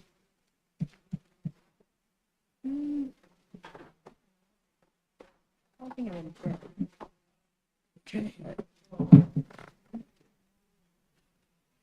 Yeah. Yeah.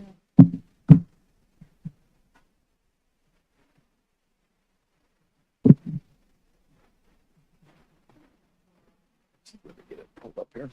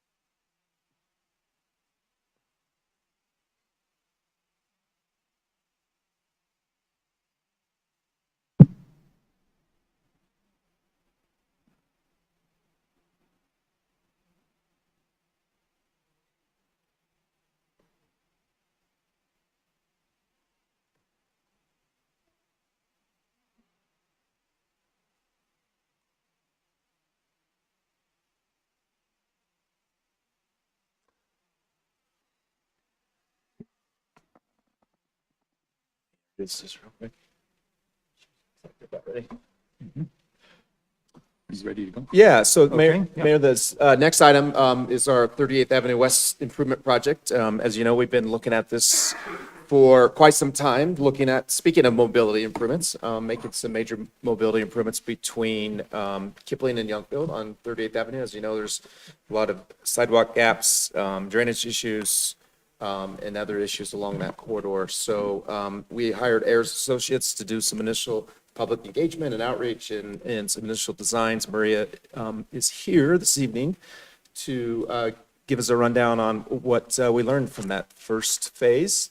As you know, we've hired Ayers to do the final construction drawings on this project. You've approved a contract for them, which will be about a year process. But for now, we'll give you some initial ideas of what the conceptual plans look like. Maria? Yes, thank you, Patrick. For those in the audience, I'm Maria DeAndre. I'm the Director of Public Works. So we oversee all capital projects within the city.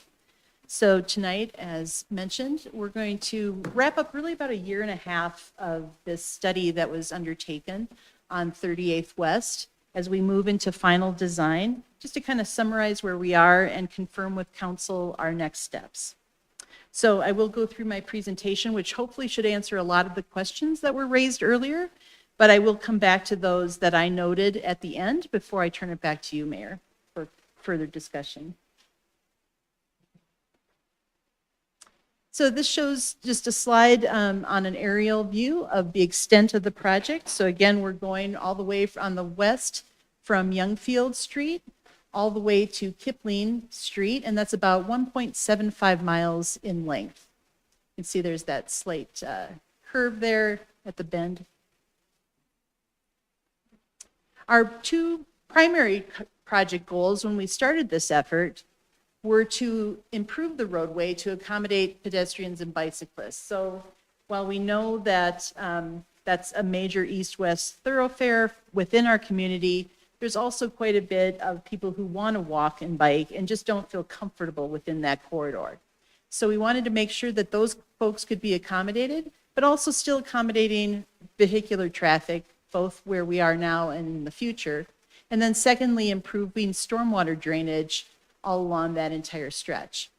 The other element that came out through our public outreach efforts was to also slow travel speeds along the corridor. So people, the feedback that we got from the community was that they feel like there's a lot of people traveling that entire length, not necessarily going to adjacent homes or businesses, but traveling through, making that again more of a thoroughfare, and they wanted to see those travel speeds overall go down.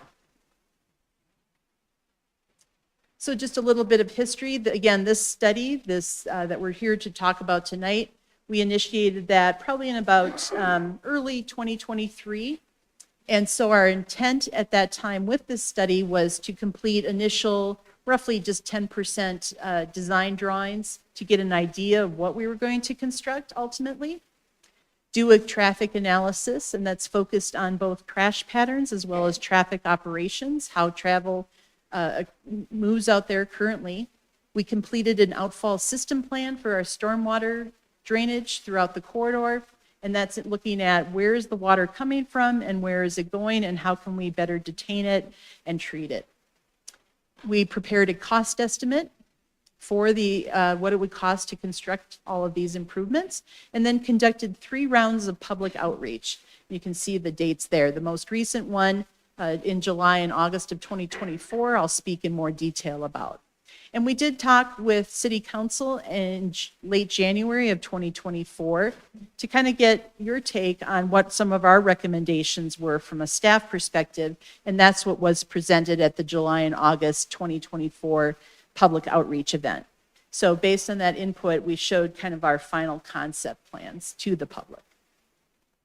So our recommended direction, and this is the concurrence that we got from City Council, was a 2-lane roadway, so 1 travel lane in each direction, 1 east, 1 west. On-street bike lanes, 1 east, 1 west again. Continuous sidewalks along both sides of the street. 3 roundabouts, and we'll get into those locations and specifics in just a little bit. We're also going to narrow the lanes. So every time when the lanes feel narrower, it tends to slow down traffic. It has both a psychological effect as well as just a physical feeling that there's other things around us. That allows for more room to have not only the bike lanes, but have some buffering area between them and where the actual edge of the lane is to where those bikes might be located. We're adding pedestrian crosswalks at 3 locations. And as I mentioned previously, improving overall our stormwater piping and collection, how we get that to drain ultimately away from the road. This just shows a rendering of what that looks like. Just a couple of highlights here. So you have the sidewalks, new curb and gutter on each side. And then these are the bike lanes and with 1 travel lane in each direction. You can see the cars here. And then where possible, this is that buffering. So again, just more pavement, but with little lines on it to give us a little bit of separation between the cars and where the bikes actually travel. Oops. And then further going into that recommended direction, so what we talked about was trying to reuse as much of that existing infrastructure as possible. So not starting from scratch, not a one size, one corridor fits all, where it's just that same cross section across the entire 1.7 mile length, but instead trying to ease into it, kind of laying lightly on the land, if you will, and moving around some of that existing elements and trying to, again, reuse that not only for cost savings, but also to be conscious of how we interact with the adjacent properties. So similarly, designing around existing trees, trying to preserve those where possible, avoiding the need to acquire additional right-of-way. So there's a lot of room out there already that's within the public right-of-way. We do know that we need to acquire some in certain locations, but really trying to minimize that to the extent possible. Limiting additional lighting to just key areas, so that's like crosswalks, bus stops, that sort of thing. Not necessarily, though, putting them down the entire length of the roadway. And similarly, limiting our street furniture, irrigated areas, and other amenities, again, just to kind of make it feel like it's, again, that more rural corridor adjacent to a lot of properties as opposed to maybe a more urban corridor or a more highly commercial area. And just overall trying to make the roadway more pleasant to travel along and across. So our outreach that we conducted in July and August of 2024 consisted of 3 block-by-block meetings. So we invited people specifically to attend those, and we also had an open house meeting. Then we also, just overall, we continue to provide our What's Up Wheat Ridge page on the city website. Overall, for the entire period, not just in July and August, but we've had overall 922 visitors to that site. In this last round, we had a survey that went out. We had 13 responses to that, and 11 of those expressed project support and excitement. So this, again, overall was very positive. Understanding, though, that there are some specifics that we need to work through with the community still. So again, just kind of summarizing roadway and infrastructure. Our intent is to stay primarily within the right-of-way. We do know that at Parfait intersection, we do need some additional land that we'll acquire. Existing infrastructure utilized where possible, improve drainage, low-impact water quality opportunities. I'll show that in a minute. And then we'll talk about the undergrounding overhead utilities. That was another element that came out of the public outreach, is there a way to take those overhead lines and actually bury them underground, both for safety as well as just the aesthetics of having those lines overhead. From a traffic control standpoint, we talked about those 2 travel lanes are adequate to accommodate both our current and future traffic projections. And then we're going to be narrowing the travel lanes to a minimum width, minimum that's allowed through national standards, to, again, make that feeling of kind of a little bit of tightness to help people slow down. Those, what we call urban roundabouts, they're about 75 feet in diameter, would be at Tabor Court, Parfait Street, where we have an existing traffic signal, and then finally at Miller Street. We would remove the existing traffic signal at Parfait in lieu of that roundabout.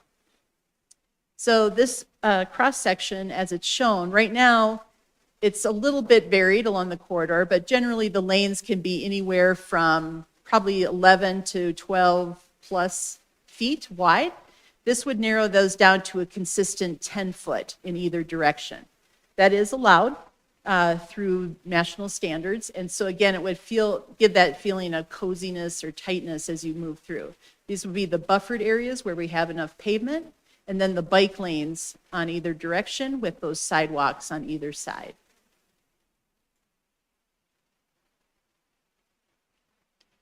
Keep going here. Pedestrian and bicycle improvements. Again, we've talked about the sidewalks. All sidewalks will meet current ADA standards. So even those where we may be able to keep existing sidewalk, if they don't meet ADA guidelines, we will need to tear those out and remove them so that the entire corridor will meet ADA. The on-street bike lanes I mentioned, those would be buffered where possible with that additional little space between the through travel lane and the bike lane. And then upgraded pedestrian crossings would be located at Quail, Lee, and then Union Court, as well as upgraded bus stops with various transit amenities. We have, I believe, 4 or 5 shelters out there right now.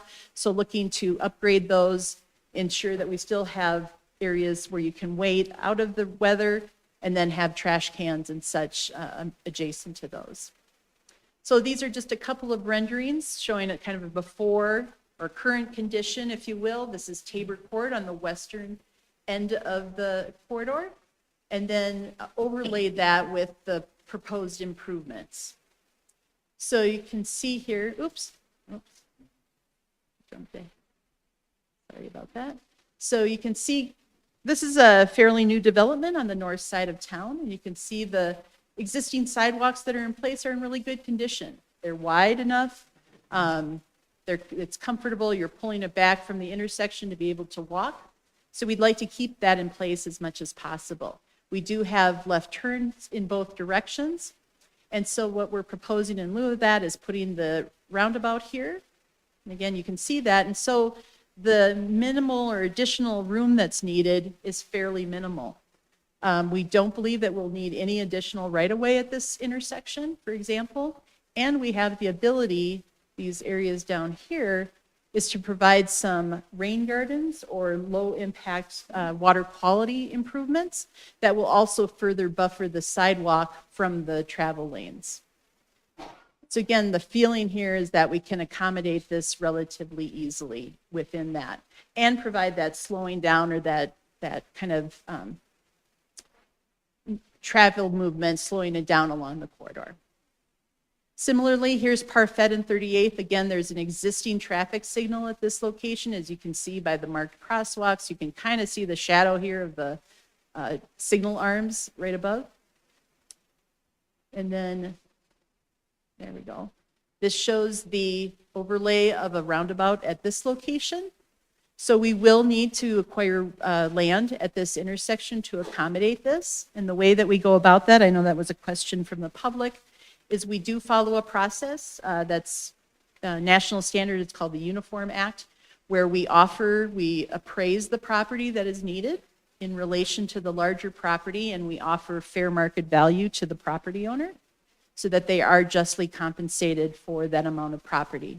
So it's not a situation where the city goes in and demands that for free, but we do compensate the property owner for any property takes. That includes easements, both temporary and permanent, as well as any right-of-way that we acquire. You can just barely see underneath here, the blue line is where the existing curb line is, or edge of pavement. So you can see that there's a fair amount of take on this corner, a little bit less here, and in these locations. The center diameter, all three of them actually, is, while it is considered to be what we call mountable, so if a large vehicle travels through here, the intent for a regular vehicle is that you divert to the right so that you slow down, so that you don't just drive straight through, but that you're actually forcing your hands to move the wheel and thereby slowing around to make that curve. With the larger vehicle, the intent is that you can go up and over this slight curb It feels, if you were in a passenger vehicle, it would feel more like a speed hump, where yes, you could still ride up and over that, but it would feel uncomfortable if you were going fast. You wouldn't want to do damage to your car. But for a large vehicle like a bus or a fire truck, for example, they are equipped to handle this. We have talked with West Metro. There is a fire station on 38th Avenue, and they are comfortable with this design, and they understand that. And we've designed that to accommodate fire trucks and other large vehicles like that. Here's Miller Street and 38th Avenue. Here's the entrance into the Cambridge Park HOA. So you can see there that we've talked about a little bit tonight. And again, we have turn lanes here and a right turn lane, as well as onto this street down to the south. And you can see here the impact should be fairly minimal. We do show rebuilding this asphalt back up into here. But the intent was that there'd be still room for enough vehicles to queue as you're coming into the site, where if somebody, for whatever reason can't get through the gate, that they're not spilling out back into the traffic circle at all. However, we intend to meet specifically with the Cambridge Park HOA. We'll be setting up that meeting between staff and the residents so that we can go into more detail to talk about how this actually works, how the roundabout works, and what those impacts are on the entrance gate here specifically. So again, you can see that we will need to rebuild the sidewalks, but they're generally in the locations where they're currently located. And again, we're hoping to put in some rain gardens on the north edge here, if possible. And then just looking at one of the there's an existing pedestrian crossing here at Moore Street. And just looking at how we would upgrade that. So that would be the, what we call a rectangular flashing beacon assembly, which I believe is out there currently, but then connecting into the sidewalk network on either side and just giving that a little bit more presence, more advanced warning for that crosswalk as you approach it on either direction.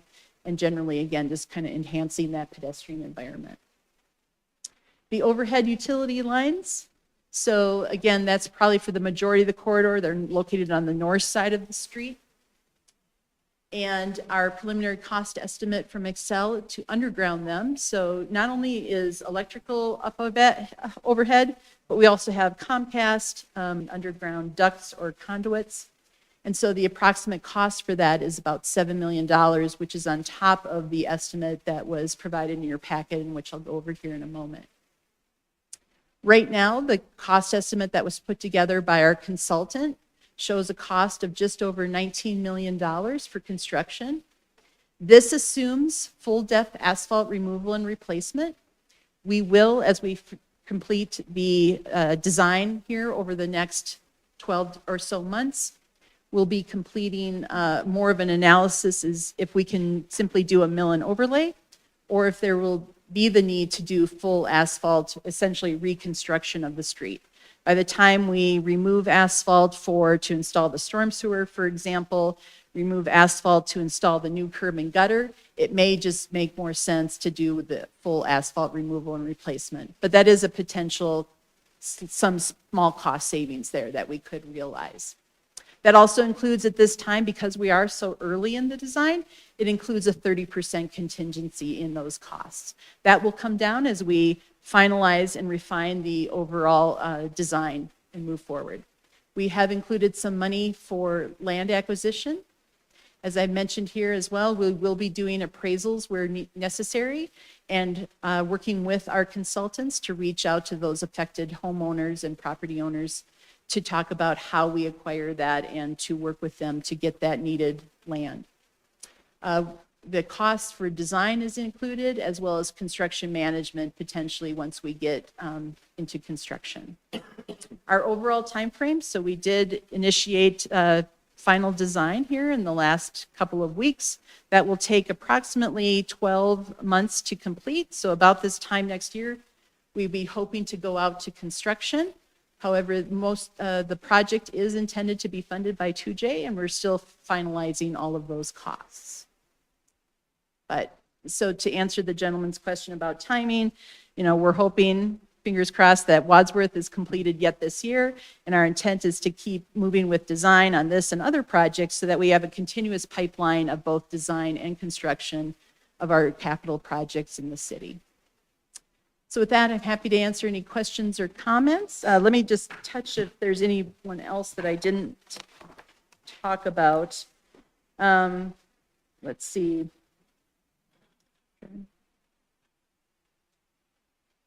Oh, signal in lieu of a roundabout. I think that's, well, we don't really need a signal at certain locations. The intent of those roundabouts is really, again, to kind of provide 3 locations in the overall corridor of trying to get that slowing down. Again, to address that initial request from people as to how do we slow down the overall corridor speeds.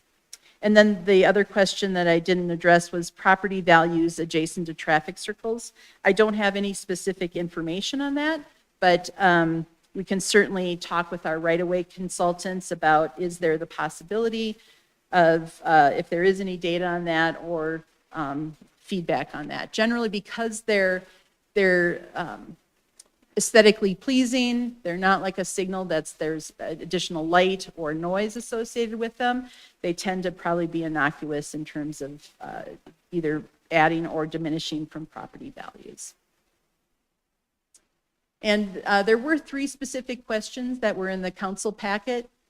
If you want to address this, but moving forward with final design, does this, as I've shown here tonight, does this incorporate all the elements?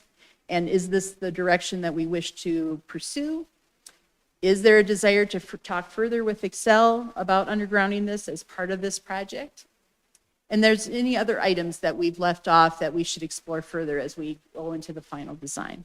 So with that, Mayor, I'll turn it back to you for discussion. Thank you. Thank you very much, Maria. It's very nice. A good presentation. Councilor Hoppy? Thank you, Mr. Mayor. So the question about the undergrounding, the utility over, I mean, like if we're doing this much work in this big of a strip, it seems to make sense minus the price tag. So, and some of this funding's coming from the 2J, but we don't have the funding to do the undergrounding. And so is there a suggestion on how to find the funding for that? Because to me, and we know what budget situation we're in and what we're looking at for, then also next budget. And so, to me, I don't want to necessarily make the project wait long enough for us to find the money to underground the utility if we are able to fund the rest of the project. There is an opportunity, so a portion of people's Excel bills goes into what's called a 1% account. Excel actually manages that money for us, and it's to be used within our community at our discretion, at the city's discretion, for projects like this. So it's called the 1% fund. I spoke with our Excel representative last week, and we have just under, I believe, $2 million. And so we can advance up to 3 additional years ahead to do that. So that could make up a good portion of it, but that would deplete our entire bank, not only what's currently in there, but up to 3 years in advance as well. So that's one possibility that we could explore further and get some more specific numbers from Excel on that. What do we typically collect in a year in that? I think it's, do you know off the top of About your head? $500,000. Okay, that's what I would guess, Four to yeah. 500,000. So we would be looking at $3.5 million on a $7 million price. Okay. Otherwise, I'm in support at this point. Thank you. Councilor Ohm? Thank you, Mayor, and thank you, Director DeAndrea. And as far as the power lines, roughly how many blocks, linear feet would that 3 million get us? Probably about half. Okay. I mean, I kind of feel that, yes, the money's an issue. If money wasn't an issue, I do feel that these minor arterials should definitely be priorities for undergrounding, and definitely when we're going to be tearing it up, that should be done.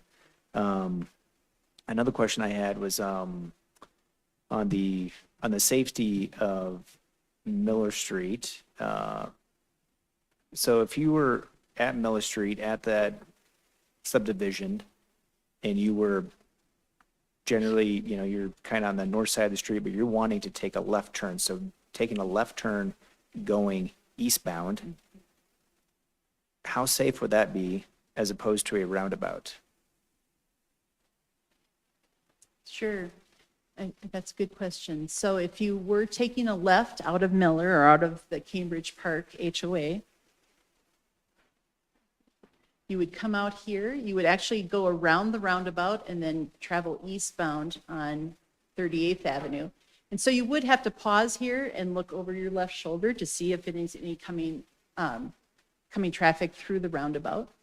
But overall, generally, roundabouts tend to be safer in that if there was a crash there, so let's say today, or you're making a left out of there, there's the potential for traffic moving west on 38th Avenue to have a T-bone or a right angle crash there. Yeah. With a roundabout, it's more of a side swipe, so it's less impactful. So as we've talked about when we did kind of a roundabout overview, while there may be the potential for crashes, the severity is lessened with a roundabout because of that lesser of an angle crash. And the opportunity, again, because they're slowing down as opposed to just staying at regular speed, they're slowing down to move out of direction. And so hopefully that will move, or that car would be going slower and lessen that impact again. And then my other question is, thank you for that. And then my other question is not on this specific intersection, but on the other one that had the existing Parfait, that had the existing signal. Would you say that as far as emissions goes, when a car is stopped there, and I typically spend about 5 minutes at any stoplight, would there be more emissions at the stoplight or more at the roundabout? Which one would have the least amount of emissions between the two? Definitely the roundabout, since no traffic ever, while most people have to slow down, there are situations, as one of the speakers spoke about, where there's such a heavy volume on the major street that the side streets are forced to stop and wait for a gap in the traffic. But generally, at any signalized intersection, you're always waiting somebody. So because of the period of the red ball length, you're always holding back traffic in some direction where they're stopped permanently. Whereas on a low volume street like this in the middle of the night, everybody's moving freely. So I would say definitely the emissions are less in a roundabout situation than at generally any traffic signal. Thank you. Thank you. Mayor Pro Tem Stites. Thank you, Mr. Mayor. Maria, can you back up to the Parfait intersection real quick? So there is crossing there. Okay. My question was, and I guess it kind of goes along with roundabout safety, but there's a lot of kids that cross there from Prospect Valley going to various places. So, and I guess as far as roundabouts go, I think I was probably one of the other counselors that kind of scoffed a year or so ago when we started talking about roundabouts in Wheat Ridge, because it's not something we had. But, I've driven through Golden a few times to kind of get used to it. And it's actually a lot safer because you really only have to look over your left shoulder, right? You're going right. You just always have to know what's going on your left, which makes it, I would think, safer for kids crossing at that intersection. Is that? Definitely. And as you can kind of see here, especially, especially across 30, well, any of these approaches, but that assuming you're a pedestrian and you're crossing to this side, you're again looking over your left shoulder, seeing any cars that might be coming from south on Parfait or from 38th Avenue, and then taking that gap. Then there's a place for them to wait here in the median before looking to their right and crossing that second leg. So it's a two-stage approach to crossing the street. I guess, my next comment / question, as we look at the design, we're hearing very little feedback about the roundabout at Tabor, very little feedback about the roundabout at Parfait, but obviously quite a bit of feedback about the one at Miller.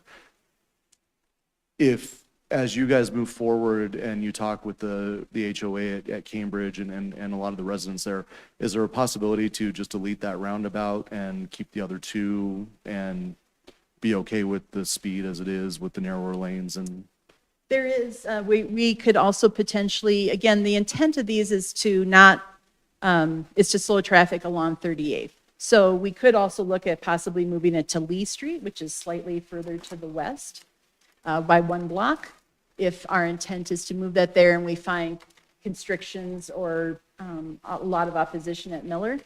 So yes, it's still, I think that's a possibility that's still on the table. Okay.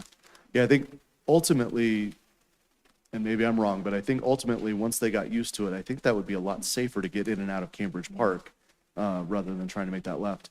As far as the undergrounding goes, I had a district meeting, Councilor Weaver and I did, gosh, it's been 6 or 8 months, but one of the questions that I asked, and we had about 30 people in the room, was, and I kind of just said, raise your hand if you're for undergrounding on 38th. And I said, okay, what about 1 million, 2 million, 3 million? And we got to almost 10 million before people's hands dropped. That was that important to them. Because, you know, of safety, but also the aesthetics of it. So, you know, if we can utilize the 1% fund and borrow against 3 years and we get 3 million, and we only have to make up $3-ish million on that, and maybe we can find some other way to do that. I would prefer that we do that now rather than try to go back and do it later. So that's where I'm on that. And thank you for all your hard work on this, because I think this is going to be huge once it's done. Once the design is done, do you have an estimate on how long this would take as far as construction? And A part of that is dependent on the full depth issue or question that I raised versus just basically milling off the surface, but anywhere from 18 to 24 months, most likely. okay, and the stretch will still be usable during that time? Yes, there might be periods of, minor detours through the neighborhood, but the intent would be is that we would build this under traffic, meaning that traffic would continue to have to move all along 38th Avenue. Thank you. Thank you. Councilor Holstein. Thank you, Mayor. Thank you, Ms. Andrea. Couple of things. First, just to address the traffic circles. Actually, AARP has an entire website dedicated to modern roundabouts as a key safety feature and livability for communities. And there's a lot of great information there that really specifies what makes them more safe for both if you're traveling in a car or not in a car. So I would encourage people to take a look at that to get some cited safety studies and then really like illustrative diagrams of what actually makes them safer as you travel through them. Second, I agree the undergrounding feels opportunistic and important to me. We've heard from a lot of people in our community that they'd like to see more of that, and it's never easier than when you're ripping up the corridor. So I definitely support that, and hopefully when we find out, we can do a mill and overlay on that. The two sort of specific points of feedback, one is I think I'm a little confused. I think you had different intersections referenced for pedestrian crossings. You mentioned 3 in one place in your presentation. You mentioned it was at Lee, and then in another place that you demonstrate it was at Moore. Can you clarify for me where the pedestrian crossings are slated? Yeah, so I have them based on our outreach was at Quayle Street, Lee Street, and Union Court. So. Okay. Then what were you illustrating that was at Moore? Yeah, so those are the new ones Yeah. that we'd be adding. This is an existing one at Moore. Okay, so Street. those are existing versus new. New, Okay. correct. All right, I just wanted to make sure that when I was looking at the map, we just on the north side of 38th from about Lee to just 1 block west of Parfit, can't remember the street name, route maybe. That is where we just have so many of our housing units. And I just wanted to make sure that there's a pedestrian crossing in that segment that allows people to get to the neighborhood park and to the school. So if when you review that, if you can make sure that one of those designated pedestrian cross serves that population in particular, that would be really good. And then if you could go back to the diagram that shows the intersection of Parfit and 38th. There. Is that showing the southwest corner there? Would that be taking away some of the parking? Not that I'm ever worried about people losing their parking, but Does Yeah, that, it does look like it may impact that, parking right there. okay, I just want to flag that might be difficult because those may be deeded to specific townhouse units. And so that may be a more complicated Certainly. acquisition and has different impact than some of the other parking we've been looking at. So I just want to flag that as a. Good point, thank you. Yep. Thank you. As you all know, this is a project that I've worked on along with Councilmember Snell for a decade. And that initiated because in 2014 Kaiser Foundation, we won one of 3 competitive grants in the entire state for one of the most dangerous corridors in the city. So this is a much needed project, a long time coming, excited to see it. Thanks. Thank you. Counselor Snell. Thank you, Mayor, and thank you for this, Director DeAndrea. This is great, and it is very exciting to see this. Just a couple of questions, and I was just thinking about this. Do you have any data on volume of each of the 3 intersections that are the proposed roundabout intersections? We have traffic volumes for the entire corridor. It's about 6,900 vehicles per day. Got it. And of those 3 intersections, which would you say would have, do you have any idea which would be the most busy? Probably Parfait, since that's where the existing signal is. So that's most northwest traffic, because the other ones are essentially going to neighborhoods for the most part. Right, okay. Thank you for that. My other question was around, going back to what Mayor Pro Tem Stites asked about moving the, during the planning process, if there was a decision made to move the roundabout to Lee, would that mean then that the proposed pedestrian crossing, that would go away, that proposed crossing would go away because that's also at Lee? Correct. We'd eliminate then that separate crossing. It would be incorporated into the design similar to something like that. Yeah, okay, great.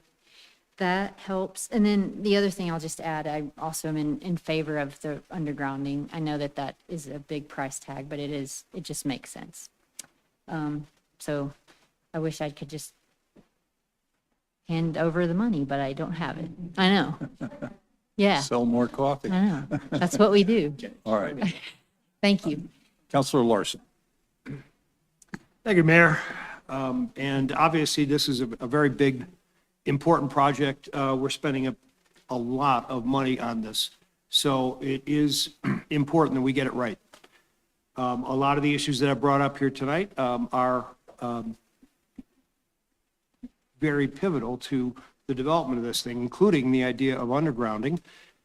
I've seen that undergrounding is a very important part of the electric grid because, as we've seen today, when the wind kicks up, above ground power lines are vulnerable to either trees hitting them or just through over time the telephone pole will weaken, and when it's above ground, it's much more vulnerable to being knocked down. So if we can find a way to underground the utility lines, it would be definitely a step in the right direction. Adding on the question on traffic counts, do we have any data maybe from the police department on the rate of speeding, that 85 percentile? We didn't collect, I think we did collect, I don't have that information handy, I'll have to follow up with that.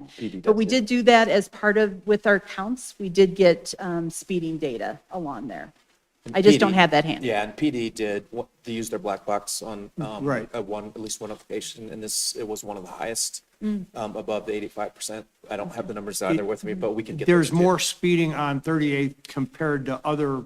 It was one of the arterial. highest in the city. Yeah, the west, especially the west end of 38. Yeah, it was one Okay. of the highest. I was That's surprised interesting, myself. yeah. Yeah. Okay, well, then that would certainly speak to our desire to slow people down. The other question I had, do the design plans include sound walls? No. So typically, sound walls are typically only required when there's a federal requirement to evaluate a before and after, like on Wadsworth, the section that we're building with the sound wall, is that the noise exceeds a certain threshold by the subsequent or future traffic volumes. These are such low numbers that we're really not in that case, and we're not using any federal dollars, so we're not required to install anything like that. Oh, that is interesting, thanks. Mhm. The one other thing, and that, on the stormwater, the infrastructure, the subsurface stuff. You mentioned that there are some areas where there are underground storm drains and whatnot in place. Would those be replaced, or would it sort of evaluating whether they need to be replaced or not?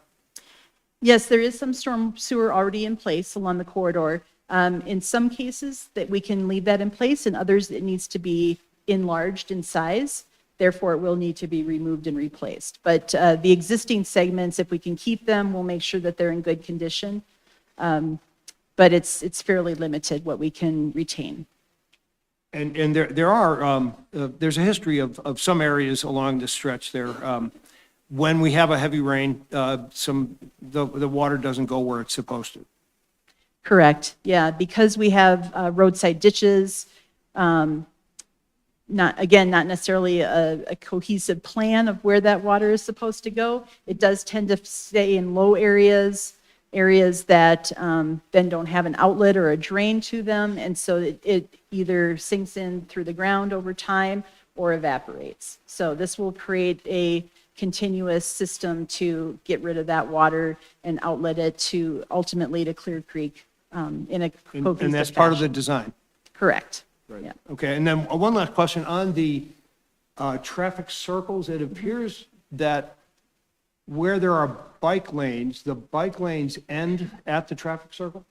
Yes, so the intent is that the bike lanes, as you're traveling, because a bike is considered a vehicle, an actual moving vehicle, that as you approach the roundabout, you actually, as a bicycle, take the lane and act as a car and move through that. So you would essentially be where the car is and move through there and then come back into the bike lane as you get to the other side. There are options also that we can look at where you provide like a curb cut here, where the bike can ride up on the sidewalk, come around and do this and then get back on again. But bicycles tend to not take that out of direction movement. If they're comfortable being in the bike lane, then they're comfortable traveling through the roundabout. So the understanding then is the bicycle would get behind the car in front of it and just follow the car through. Correct, yep. Okay. Thank you. Counselor Ohm, did you have a follow-up? Yeah, just some comments. The first comment I'll address is, as a cyclist, I've taken the roundabout going on 32nd many times before, after the car. And generally, I would prefer to just follow through, then get off and on. I like to be very deliberate which way I'm going in. There's usually never an issue. Just be quick about it, going through the roundabout, and everything works out fine.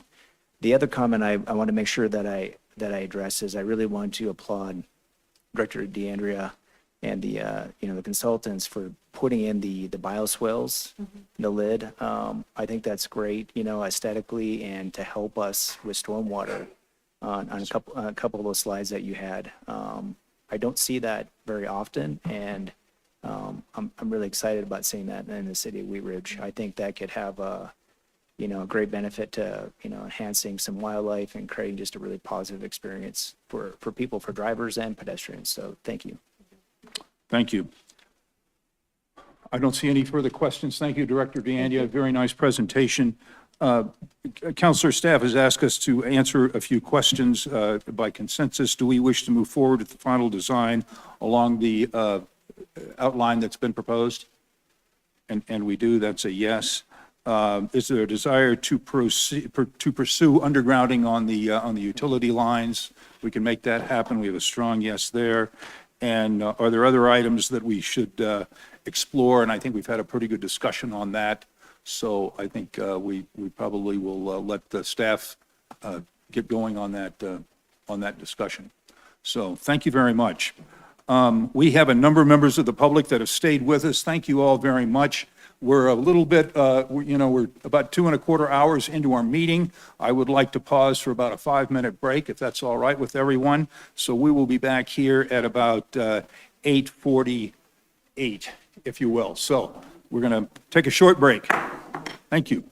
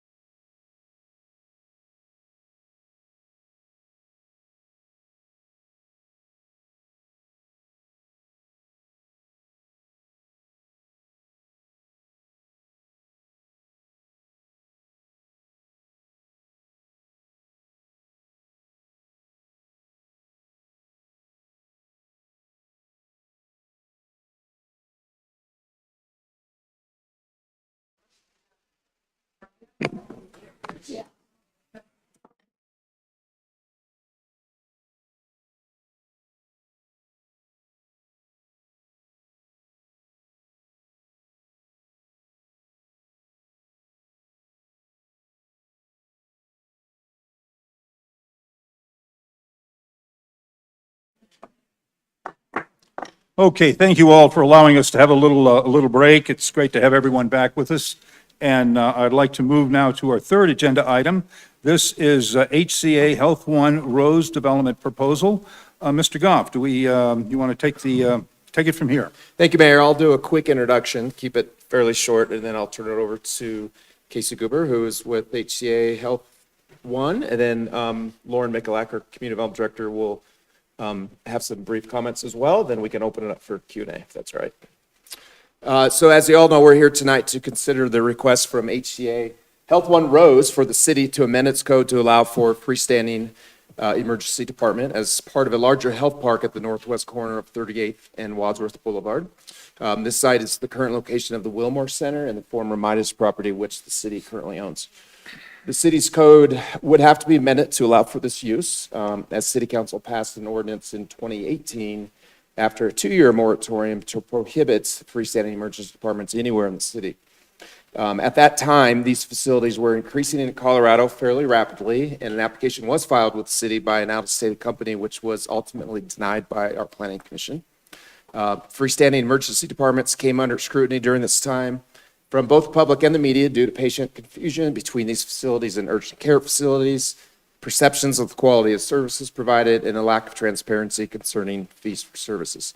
For these reasons and others, such as former Lutheran hospitals located just less than a mile down the road from that site, and Colorado at the time was considering legislation to regulate these facilities. City Council passed a moratorium to study the issue more closely and eventually adopted an ordinance prohibiting freestanding emergency departments anywhere in the city. The environment has changed a bit since 2018. Lutheran is now under the ownership of Intermountain Health, and the hospital has moved further west to I-70 and Highway 58. Numerous state and federal laws have been approved to regulate these facilities, and the state now licenses these facilities. Tonight, Casey Goober, President and CEO of HCA Health One Rose, is here this evening to provide more information about the company and their proposal for this health park. As I mentioned, after Casey's presentation, Lauren can provide more information on a recommended approach to amending the code if council chooses to move in that direction. So Casey, as soon as Lauren pulls up your presentation, the floor is yours. You have the flicker. Does it work? Yep, great. And please use the microphone too. Or you can come down here if you'd like, if you're more comfortable. No, this is perfect. First and foremost, thank you guys for having us. I'm sorry that we brought a few folks, but I think anytime that we do a project of this nature, we obviously take it extremely seriously, and we wanted to make sure that you guys saw our commitment and really saw us show up for the city of Wheat Ridge. And we'll kind of go through what we're thinking the project really entails and how it's really going to add value to the city of Wheat Ridge as well as the community. So first and foremost, why it matters, and this is a little bit of a get to know me. Third generation Coloradan. I grew up in Boulder, Colorado. I'm a native. I'm a Buffalo. I actually got trained to be a therapy dog handler. This is Ralphie, who's named after Ralphie from CU. She comes to the hospital with me 3 or 4 days a week, and the staff absolutely love it. My family is Colorado. My wife's actually a physician at Intermountain Health. She teaches at one of the residencies here. My mom is a Kaiser patient. She has stage 4 ovarian cancer. She's been fighting that for 5 years. She just got discharged from a Kaiser facility after 7 weeks, and that was 3 days ago. And we've definitely had a mix of experiences, specifically in some of the emergency departments, waiting 6 to 8 hours to receive care while she's throwing up in a waiting room. My dad is phenomenal. He's an entrepreneur. He is now my mom's caregiver. This is them at home doing home hemodialysis. We do that 3 days a week. And then these are my 2 little kids, Landon and Charlie. Both Landon and my dad are actually Rose babies. So this is a little bit about HCA Health One. And honestly, I don't think our company really gives ourselves enough credit publicly on who we are.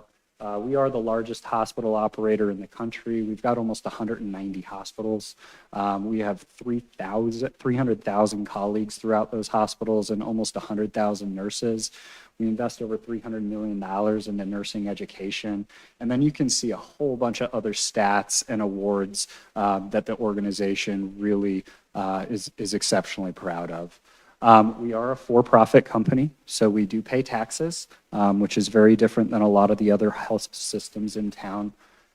Our profile within the Denver metro area, Wheat Ridge area, et cetera, we're 9 hospitals. That includes a rehab hospital, that includes a behavioral health hospital, so full spectrum of care. We actually have the largest behavioral health hospital in the region. We have 5 freestanding emergency departments that Brent and Mark Kozlowski staff from a physician standpoint, and you can see kind of some of our other stats that we have. Part of also who we are from a for-profit side is we're taxpaying.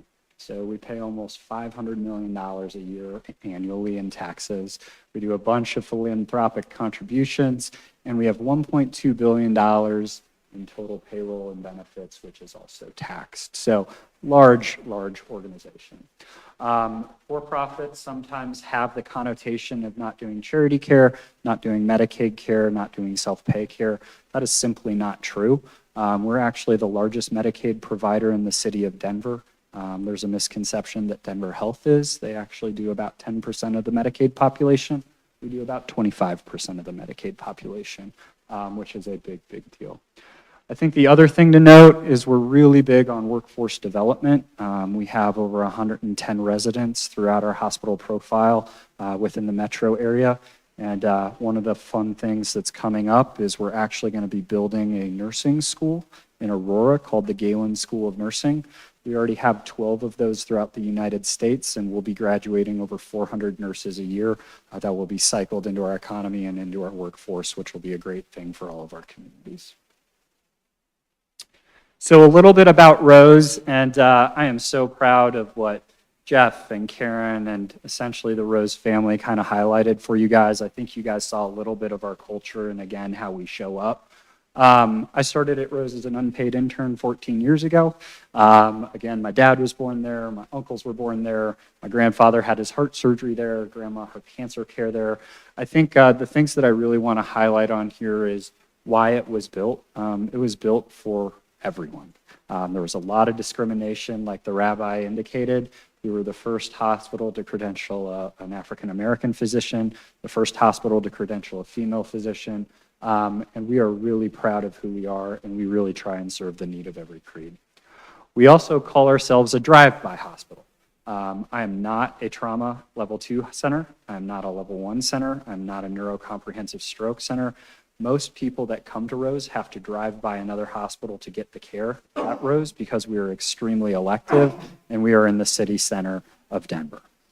That also includes our workforce. We have people now in the audience that drove from Parker, from Evergreen, from Bailey, and they choose to drive by 2 or 3 other hospitals to work at our institution because they believe in what we stand for.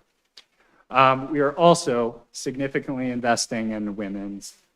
We just spent an $85 million capital project that'll complete in about 2 or 3 months as we onboard a few new obstetricians. I'm not sure if you guys heard the news, but Kaiser OB-GYN is actually going to be delivering all of their babies in central Denver at Rose Medical Center starting in July as well. I am not going to go through all these. We are extremely accoladed and awarded. I think the ones that I'm really proud of, we're Denver Post Top Place to Work 11 years in a row. We're the only hospital to receive that award. I obsess over Google reviews. I think it's the most pure form of a review from a consumer perspective. If they're elevated and mad, if they're elevated and happy, if they're just driving home from an experience, we do exceptionally well on that. And then our commitment to nursing and our commitment to our emergency departments, we are magnet designated for the 3rd year in a row. And like Dawn mentioned, we did receive the Lantern Award. More awards, lots of awards. This is Rose Women's Hospital. Kara touched on this briefly. Again, an $85 million commitment to women. We really do obsess on the details, whether it's T-service, whether it's doula service, whether it's the aesthetics, whether it's lactation consultants. We've got a great dedicated team that are set up to really serve the need of all of the women that come to Rose. Roughly 50% of the patients that we serve from a delivery perspective drive over 10 miles to get to Rose, which is absolutely fantastic.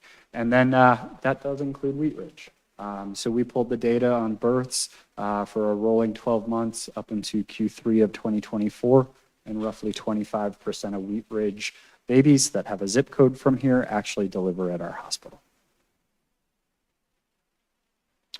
Here's kind of how we look at our hospital from a balanced scorecard achievement.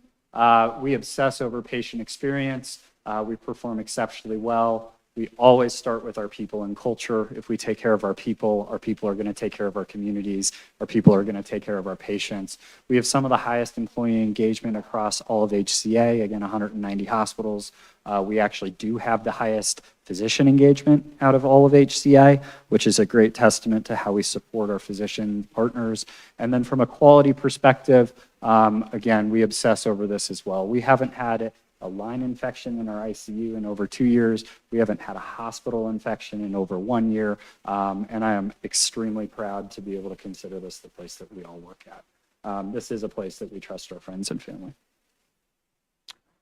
So what we're interested in doing, and I think Patrick teed it up extremely well, we spent the last 2 years essentially listening and learning and watching. And there really are a few things that we've learned and I've learned. Lutheran is a fantastic organization, and they made a strategic decision to move more so on the west side of town for reasons that they know about. What we have seen is now there's a pretty big gap of care, specifically on the east side of Wheat Ridge, which is District 1 and District 2, as well as Edgewater, Sloan's Lake, Highlands, et cetera, for convenient care.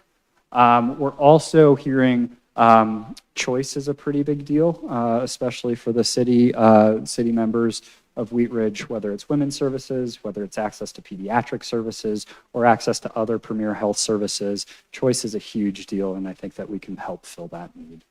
The third is emergency service wait times. We sometimes see this in our level 1 and level 2 trauma hospitals where higher acuity patients obviously take priority, lower acuity patients sometimes wait.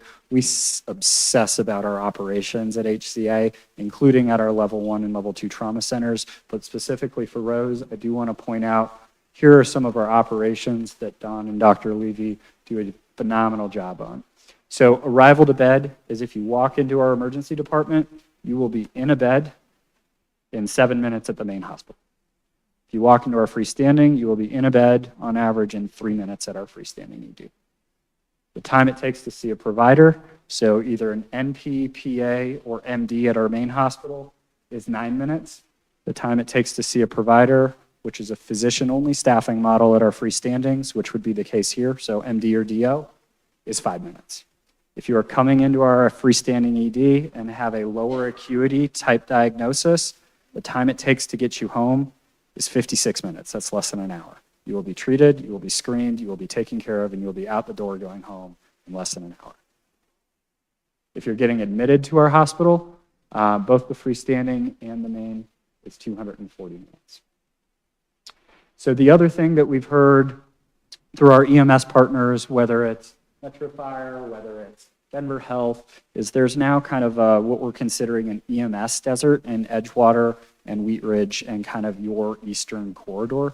The drive time for ambulances to get to Lutheran is simply too long to get them back to their posts so that they can service the next run. So right now what we are seeing, and Denver Health's chief paramedic is on my board, is we are seeing them divert ambulances now to Denver Health as well as St. A's because it's not as convenient as it once used to be. What we are also seeing is there's a decent amount of what we call out migration. So people, again, that have a home address of Wheat Ridge that are getting emergency care somewhere else. So if you are an outpatient emergency department visit, so going home, and you are from Wheat Ridge, 60% of your community is now leaving your community for care already. We anticipate that number is going to go up. What we also have seen is if you're being admitted for a higher acuity, type ED diagnosis, you're being admitted, 50% of your community is leaving already.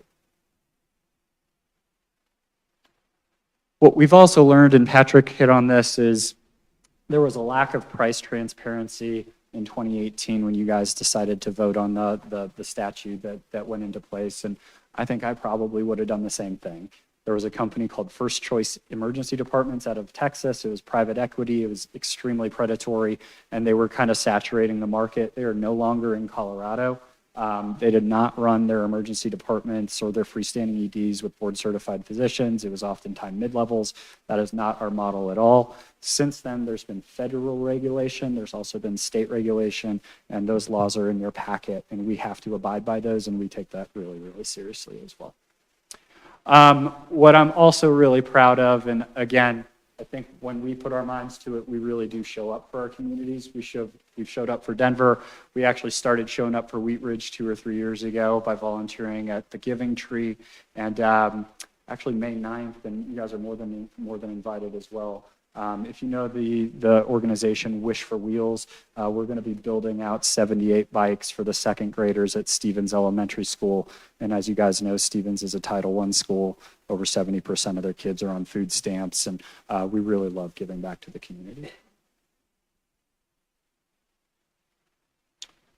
So the project in question and the location we chose, a few things as well in terms of what we heard. There was concerns over sirens. There was concerns over additional traffic going into neighborhoods. There was concerns over noise around households. So 38th and Wads is one of those intersections that you guys know intimately. It's fairly busy with the Wadsworth widening project. The access is going to be a little bit more convenient, which is great. We are under an LOI for essentially 5.5 acres there. So that entire shopping center, the Midas property that you guys own. And I think what we've also heard and seen and listened to is that property is pretty tired. And I think what you guys are looking for, and Councilmember Hutland said it best, is kind of sticky centers. And we think that we can create an epicenter for health in terms of a health park, not a hospital. Convenient clinics, convenient emergency centers. We actually already have an ambulatory surgery center right behind it, so we're already in Wheat Ridge, and we partner with over 20 physicians on that specific property. We also wanted to make sure that, we also wanted to make sure that it was minimal impact to the neighborhood. So I already mentioned the noise. We were originally looking at a property on 44th and Kipling, based on feedback from a variety of you guys as well as other people in the city. That would have had additional noise going into rooftops. Again, with this strategic place, we shouldn't have that issue. We're also seeing a pretty high traffic count of around 65,000 people per year that cross that intersection. So the visibility and access to convenient healthcare would be extraordinary. Here's our vision for the health park. So I only threw up one of these visions. We have two models. One is to do a medical office building with the existing footprint of the shopping center. Ironically, my wife's first job out of residency was an Intermountain clinic at the corner of the shopping center. This is a fantastic property. We think that we can turn this into Class A space. We would do a large capital infusion to not only purchase the land, to purchase the Midas building, to demo the Midas property, and then to build the freestanding ED, upgrade all the aesthetics, redo the parking lot, and then incorporate the Wadsworth art project that you guys have been working on for a few years. So it really does have that Wheat Ridge City Pride feel, and that integration with what you guys are working on along Wheat Ridge. We have the freestanding emergency center conveniently located at the corner of Wadsworth and 38. We've talked about a monument sign on the corner as well that would not only have our logos, it would advertise the various subspecialties that are in the medical office building. When you are getting rows in terms of ED care, we're also looking at providing women's care, pediatric care, which is a huge deficit here, and a variety of other subspecialties that not only Rose brings, but Rocky Mountain Children's Hospital brings. Swedish Medical Center brings, Skyridge brings, a behavioral health hospital could potentially bring. So you are actually getting access into a gateway to the largest provider of healthcare services in the metro region, which is a huge benefit. So we would build a freestanding ED, turn this into Class A space, and then essentially regentrify that entire corner to create a health park that is adjacent to the already existing ambulatory surgery center. We anticipate about 15 to 30 ED visits a day. So I know some of the questions that came my way over the last year or so was, what does the traffic count look like? Are the neighbors going to be mad? Are they going to hear sirens? We think the emergency department is going to be pretty minimal in traffic. Yes, we do have some ambulances come. Right now at our Central Park location, we have, I think, right around 0.75 ambulances per day, so not high volume. They definitely do not come with sirens. If a patient does need to be transported to a facility for an admission, we actually pay for that transport, so the patient isn't billed for it, which is convenient access, again, to the patient in a cost-conscious manner, which is a really, really good thing. So really, to sum it up, what I'm asking is for the opportunity for choice in terms of healthcare. I'm asking for the opportunity to provide great care to the city and county of Wheat Ridge, as well as Edgewater. I am asking you guys to consider turning over the code section 26643 so that we can bring emergency care to what we are now hearing is an EMS desert and to a location where over 60% of your population for lower acuity is already leaving your community. And I think we can fulfill that need in a way that we also infuse the economy with some tax dollars. So I appreciate the consideration. I think if we do move forward with this, you're going to see us show up for Wheat Ridge in a big way, not just from an economic standpoint, not just from a care delivery standpoint, but we are going to get integrated in the community and show up. Thank you very much. Yeah. Lauren? The last bit. So what would that look like? Much of what is proposed tonight is already permitted at 38th and Wadsworth, which is zoned mixed-use commercial, where medical office buildings are permitted use. The only component that would require some reconsideration of our code is that piece related to the emergency department. So included in your packet is the prohibition that you heard Patrick mention from 2018. And then also included, if council wants to reevaluate that prohibition, we presented an approach that allows but limits emergency departments. So that approach would be to allow emergency departments not as a freestanding use, but in two specific contexts. So first, attached to a hospital that's already in the code today, or as a part of a medical campus, and that would be the new piece in the zoning code. And we've recommended a minimum of 5 acres in size. Because emergency departments often have unique circulation with both regular vehicles and ambulances, if you want to consider EDs, I'd recommend it be a conditional use. That's an administrative review, but acknowledges the need for some context-sensitive design. And then finally, if that's the approach you consider, I'd recommend it only for the mixed-use commercial MUC zone district, because that's the zone district that we know we will only ever see on a primary commercial corridor.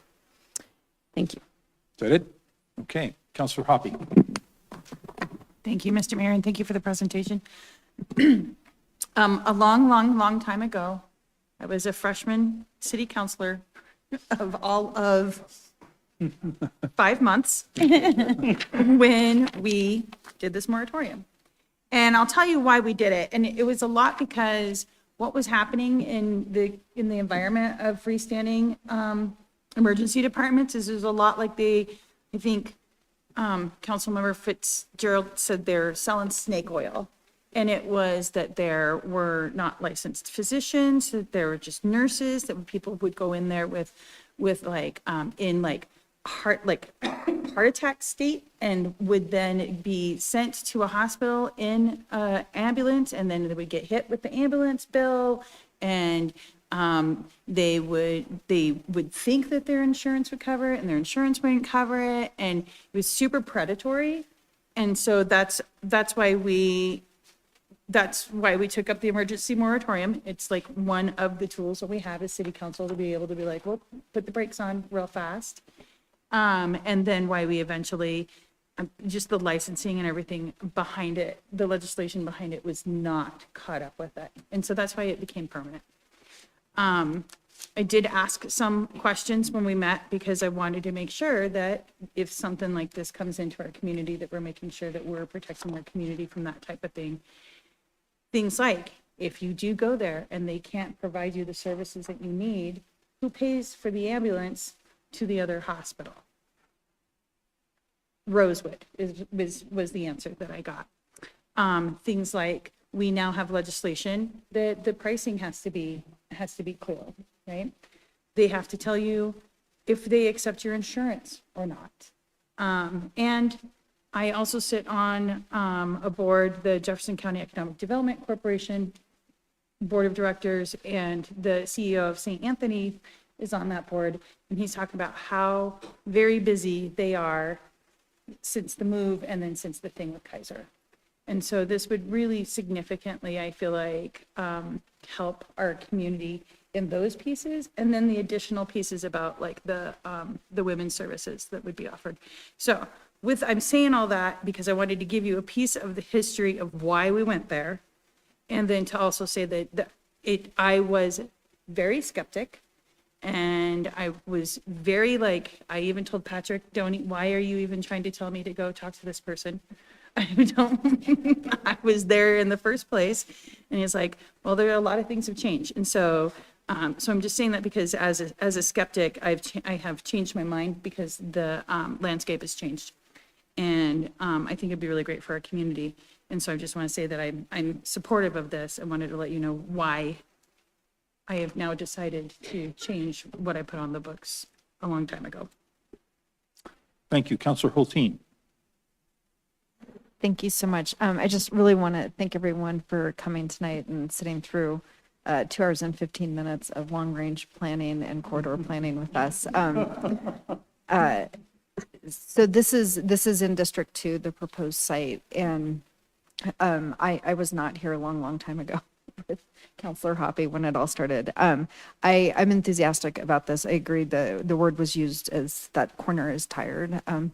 The Midas building is another thing. The reason I like this approach is that it's a comprehensive approach. We're not just looking at standalone emergency rooms as an individual business, but actually looking more comprehensively. When I was running a couple years ago, and then a year and a half ago when I was out canvassing for other people running in that cycle, the community members immediately around Lutheran are really concerned about losing that immediate access to emergency care. I mean, at the time I was like, well, the new hospital is world-class hospital and it's just a little further down the road, still in the community. But for people in that immediate neighborhood, it's a real tangible loss to them, and something that they've expressed real concern about. So for my constituents, I think this would really address something that they've expressed concern about. And I appreciate Rose presenting itself holistically as not just a company that drops a building, but rather, a organization that cares for people and people in communities. So I think I'm supportive of this approach. My only hesitation, I'm just going to register here, not having anything to do with Rose, but with the medical use 5-acre regulation. I found myself wondering where else in the city could that land, and would we end up creating an attractant for exclusively that type of use at the expense of other uses in those locations?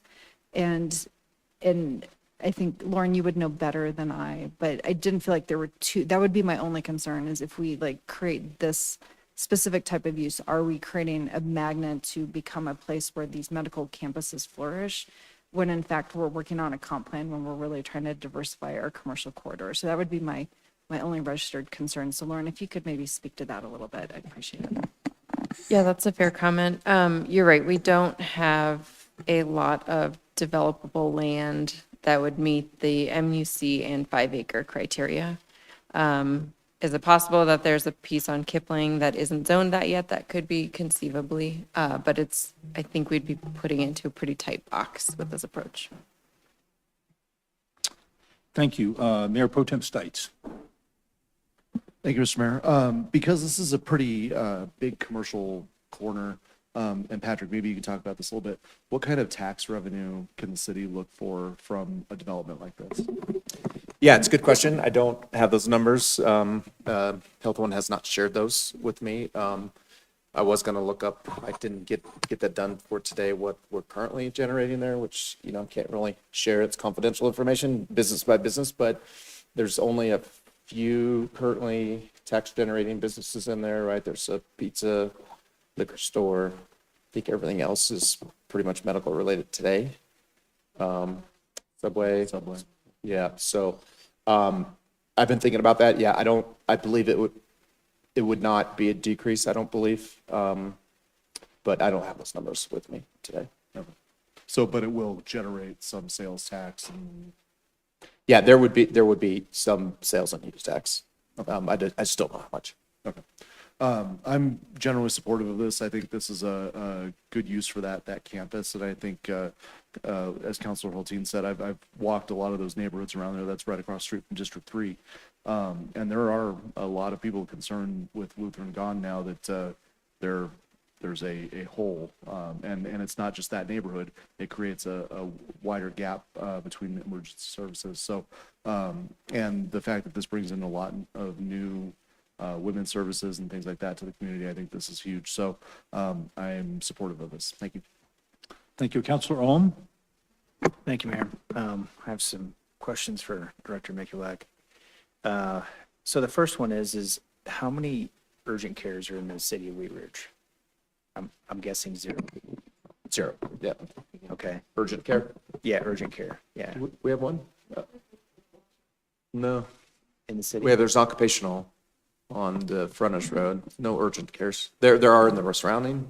Lakewood has a couple, Arvada's got a couple, Denver has one just east of us. But 0 in the city of Wheat Ridge? 0, Wheat Ridge, yes. Okay. And then the kind of back to the city plan, it talks, we didn't talk about that in our past number 2, but it talked about the Wadsworth Shopping Center is the retail commercial corridor, which was why we didn't want to cannibalize that and not have commercial in the Lutheran Legacy campus. And so a couple questions are, one, how does this use align with that? And number 2, also, what is the maximum height that you could build on this, in the MUC on this property? Like how many stories, I guess I'll say, or height, whatever is easiest to. You're quizzing me on my zoning code. I'm pretty sure it's 4 stories for single use, 6 stories for vertical mixed use development. So quite a bit more allowance on Wadsworth than we're generally seeing. And then in terms of mix of uses, I think our overall policy goals in the last 15 years for Wadsworth have been to achieve a mix of uses. So we don't try to prescribe exactly, how much service, retail, restaurant, and residential. But in general, I do think this is aligned with our currently adopted goals of having a mix of uses on Wadsworth. That this would be? Yes. Okay. And then I think you kind of preemptively answered my other question that I haven't asked it, which is if the moratorium was removed, how many more freestanding ERs? And you talked about the 5 acre as being part of it, and it would have to have some type of, I guess, ancillary or combined use, which is a medical center, correct? Right. So in the approach that we proposed, there'd be sort of 3 boxes to check. It'd need to be property that's owned, mixed use commercial. It'd need to be at least 5 acres in size. 4 boxes to check. It need to be part of a medical campus, and the conditional use permit would allow us to look at circulation and things like compliance with adopted plans. Okay. Thank you. And then my overall comments are just that, when we had the Lutheran campus where it was, and I think everybody kind of got used to ambulances every now and then. We also had helicopters flying over, and that's all gone. That's over on the far west side now. But the trade-offs are going to be that we're going to have a Lutheran Legacy campus, which is going to have some traffic. So there's trade-offs. And so now I think, the questions I can see my constituents asking is like, and we've heard from the applicant, is there going to be noise? I'm not so much worried about traffic. We already have Wadsworth. It's going to have traffic in 38th, but is there anything in the code, Lauren, that would prohibit, the sirens. Because I just think, we've taken away some of the sirens. I mean, yes, we already have like West Metro Fire, we hear the ambulance from West Metro Fire. But if this is going to be something that is stationed there, is there anything in the code that would prohibit sirens? Especially I would say that the biggest thing is going to be at night, like really kind of prohibiting the sirens coming to that site. Because there is residential to the north. There's, I don't know how far that is, but there is definitely residential very close to the north. Most of our noise ordinances reside outside of the zoning code. But again, part of the reason the conditional use permit we think is appropriate is it allows us to have the applicant document a lot of the circulation and impact. So one of the criteria for conditional use permit is the compatibility of the proposed use with existing and proposed adjacent uses in terms of scale, site design, and operating characteristics, including traffic generation, lighting, noise, and hours of operation. So it gives us the additional level of review to understand the potential impact and any potential mitigations that we could negotiate if needed that are sort of out of the ordinary of that context. Because it'll be running, the hours of operation are 24/7. That's my understanding. Right. Yes. So is there a solution is there any way that you could? I mean, if this were to advance, I think Wadsworth is what it is. I don't think this is a impact that's likely to be greater than what's already generating on Wadsworth. Our team would usually ask the questions of sort of how long your siren's going? Is it the entire duration? Is it only as you're approaching an intersection? We have a lot of those kinds of questions that we ask an applicant to document so that we can understand what the impact would be relative to what our existing conditions are at that kind of an intersection. Would staff consider, because this does have sirens, that's my biggest concern, would staff consider sending out some type of postcard survey to the nearby residents and seeing what? We have not done that. There's not a public process associated with a conditional use permit. It's just a additional layer of review and criteria. Okay, thank you. Thank you. Councilor Snell. Thank you, Mayor, and thank you for this presentation. Couple of clarifying questions for me. First one, it looks like the main entrance to get to the emergency facility is off of 38th west of the intersection. Is that correct? Because the parking for the dentist is on the north side. Probably case in for So question. I think these are mock-ups. So there's also a dental building, which we're in contact with. It's two brothers that live out of state that may actually want to sell. So depending on how that goes, we can reconfigure it. Or if you guys have feedback on how you want the entrances, what I would recommend is you partner with our EMS liaison or our physician, and we can work it out with you guys. It's not like we're set on this exact standard. And none of that's been brought through the Lauren's process. So, yeah, she would address all those points if this Got it. moves forward. But we're happy to partner with you guys. That's great. Thank you. Yep. Other question, we were talking about other businesses in this part. I think there is just a handful. There's Subway, there's a dry cleaner. You said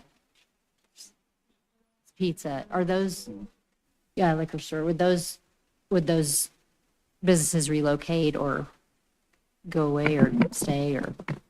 Yeah, that'd be between, if they move forward with purchase, that'd be between them and the business owners. They have leases, I'm assuming, so you may want to answer that.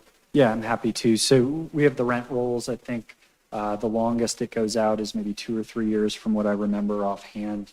If people are interested in them, we would need to get them a new rate, especially after we turn this into Class A space. It is going to look dramatically different than what it is right now. But again, we're willing to partner with people to help find them homes if it's not on that campus. That's great. Thank you. Yep.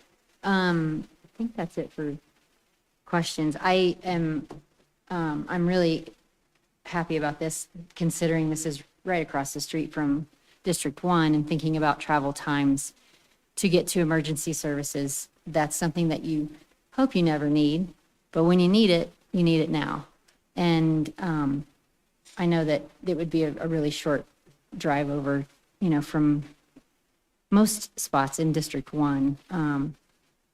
And I just think this fills a really big need in our city. And I'm really pleased with just how this is unfolding. I am really impressed and so grateful for everyone to stay so long, and welcome to Wheat Ridge. We got lots of great businesses, and I'm sorry that you're sitting here instead of going to get some great food on 38th Avenue or somewhere. But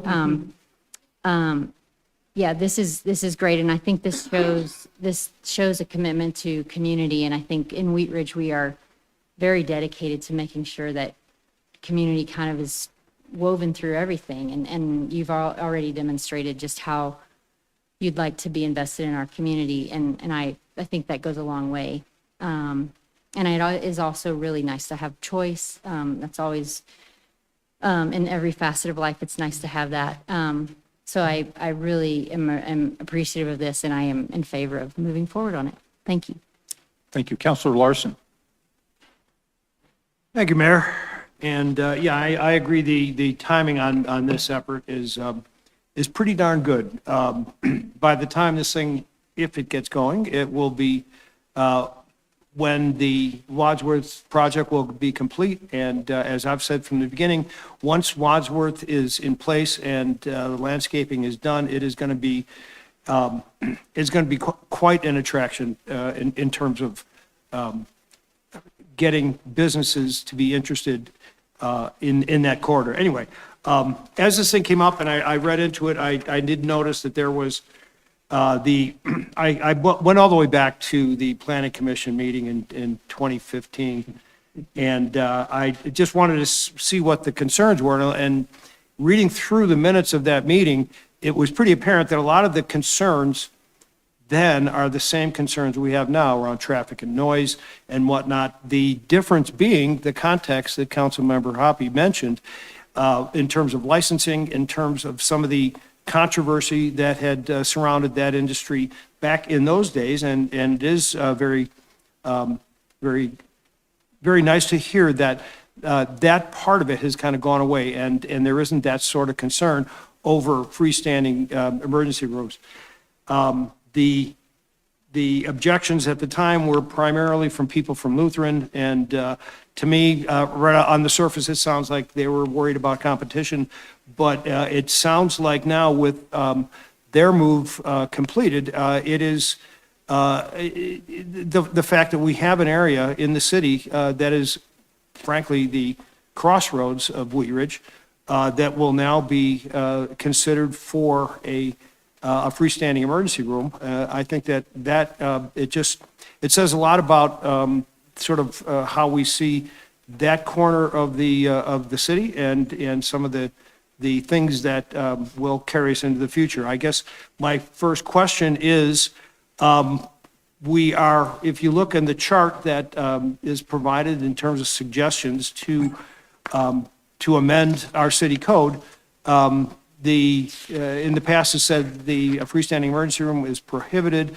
and it included the zoning classifications for those types of uses. And hospitals obviously are not permitted in residential and industrial areas. Likewise, freestanding emergency rooms would not.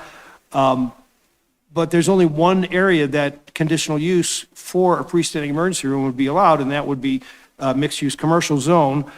And I understand why it probably wouldn't be appropriate in the transit-oriented development MUC zone, but I'm wondering if there might be opportunities in the mixed-use interstate zoned areas for some competition, frankly, for possibly another facility, because it seems like freestanding emergency rooms just make a lot of sense for a lot of different ways, but economically would be one of those. And so I guess that's my question. Would we not want to include mixed-use commercial interstate as a conditional use? We'd be happy to take that direction from council. I think I'm flipping through the use chart, and the mixed-use interstate zone district, the way it's differentiated from mixed-use commercial, are some of the larger format retail uses that we don't allow on our smaller corridors. So certainly an option. Yeah.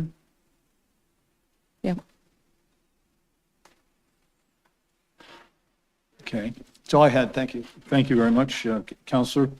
Mr. Goff, you've heard some discussion on this. Does this give you enough information, or how would you like to proceed? Yeah, direct your tonight we're asking for council direction. If you would like to move forward with a code amendment. If so, we'd like to actually have a consensus on record. And if it's as proposed from Lauren, or if you have any changes to that, as Mr. Larson just suggested. Okay, so do we have, just based on this proposal, that do you have consensus to move forward in that direction without any really further changes? And maybe we evaluate the interstate proposition, EMU interstate? No? I don't consent to evaluate the interstate piece, but I do consent to the what was presented by Okay, staff. presented by council, and we had a unanimous consensus to move forward on that. Mr. No, oh, I'm, Concerns the twofold. It's number one, the sirens. It's a really quiet neighborhood, and that's my number one concern. And not having the public, the neighbor, the communities have an understanding of like, this is what's going in. I don't want to surprise them in my district that they have no say, they weren't notified, and now they have an emergency room. I don't think that's fair. And I also have a little bit of reservations of what that corner is supposed to look like. You know, if right now it looks like it's going to change a little bit, but I don't know. There's opportunities. We have a certain limited amount of opportunities, and that we voted to take pieces out of the height and density charter, and that's what I really would wish that we could water more of. We're running out of room. We need to do some more vertical. Unfortunately, this project is not doing that. So thank you. Just to clarify, Mr. Ohm, this would be if we move forward, this will require a public hearing in front of planning. This is in chapter 16. Yeah, so And the city amendment council. of the code would require public hearings before planning commission and city council. Any future development application under that code would not require public hearing. Yeah, I was just making the point that there will be a process for this neighborhood and anybody to comment at public hearing. To amend the code. Councilor Hoppe.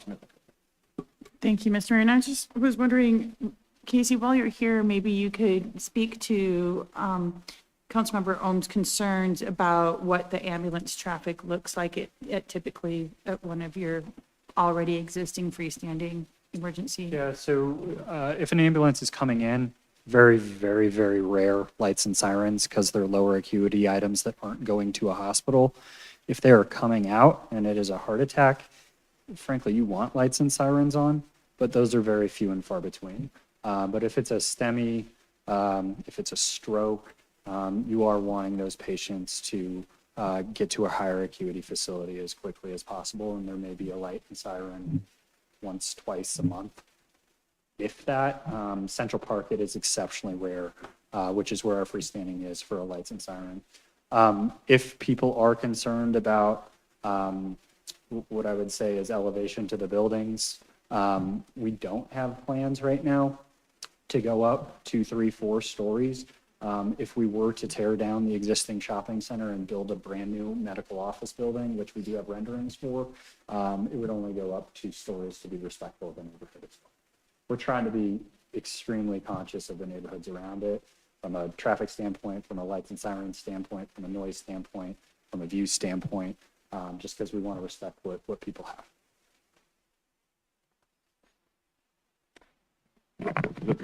That's all we need this evening, yeah. Lauren will prepare this for planning commission first. It'll have to be advertised in public hearing, and then it'll come to council. All right. Thank you very much. Thank you for your presentation. Thank you for this discussion. Thanks to the visitors that came and spoke about this. We appreciate that. That concludes all of our study items tonight. We have staff reports. Mr. Goff. Nothing else this evening, thank you. Okay. and we have an opportunity for elected officials' reports. Counselor Hulteen. Thank you, Mayor. Sorry to take a little bit more time tonight. I know it's been a long night for everyone. So when we reconvene here in 2 weeks, it'll be our annual legislative meeting with our elected or our representatives at the state capitol. And unlike previous years, this year we have a legislative committee with our own legislative agenda and priorities. This last Thursday, the mayor and council member Larson and I met along with Cole. And we have identified at this point 3 priority bills that we're going to be contemplating for taking action on. Because many of us are in DC next week, we are going to be meeting again this week to review these 3 bills. And our intent will be at the meeting on the 17th for us to present to our representatives what the city's priorities are under the dome and how we hope that this legislation can be contemplated in such a way that it really advances the interests of our city. So the 3 bills that we will be discussing this Thursday are HB 251032, improving infrastructure to reduce homelessness, HB 251272, construction defects in middle market housing, and SB 25001, Colorado voter rights. We have selected those, I'm guessing from the bill titles. You can identify that those are in alignment with priorities within our city, and this council is identified as particularly important. One of the metrics we are using for selecting these bills is really looking at, first and foremost, like how do these bills impact our city? If we're simply just aligning with CML's position, we're really hesitant to put city staff into it. But if it's a bill that's CML is taking an amend position and we have either a furtherance of that amend or maybe a slight difference of what the amendments to the bill could look like, then that's where we'd like to enact our staff to start taking a more proactive position under the dome. So because we don't have an opportunity, because we have a limited schedule this month, we are not going to have a chance to come to council officially to ask for your support for those 3 bills. So there is no official action in council matters, but I wanted to let you know those are the 3 bills. And I hope that you guys are supportive of those 3 bills right now as our top priorities. I welcome you to reach out to any of the 3 of us if you want to discuss it further, but we are looking forward to being back here in 2 weeks and discussing it with our representatives and taking a more proactive approach. So I think, let me just check all my notes from tonight. I think, the ADATs are having their annual meeting on Wednesday, and several of us will be there. As we are familiar with tonight, there's a lot to talk about, both to celebrate what's behind us and to get engaged in what's ahead. So if you weren't already planning on it, it's 6 o'clock, I believe, at New Image Brewing. And, I'll be there. So I hope to see you there too. Additional elected officials' reports. Counselor Snell. Really quickly, also would like to extend an invite to everyone. This Friday, the Cultural Commission is holding a free event at the Wheat Ridge Center for Music and Arts. And it's a mixer and art sale, and the art comes specifically from the Lutheran Legacy Campus. And it was a gift from the Lutheran Foundation. And so you'll have an opportunity to come pick out a piece of art and take a piece of Wheat Ridge history to your house. And there's also refreshments and just a good time to come and hang out with us. There will be a few other goings on because it is First Friday. So there will be several other events right there on 38th Avenue. So please come join us from 5 to 8 at Wheat Ridge Center for Music and Arts, which is it's housed inside the Methodist Church there at 38th and Wads. And that's all I have. Friday. Yep. Thank you. Further elected officials' reports. Hearing none, we will not be here next week because we have, many of us will be in Washington, D.C. at the National League of Cities, but we will be here back 2 weeks from tonight for another study session. So thank you all very much for your attendance today. We had a great meeting, and we will stand adjourned.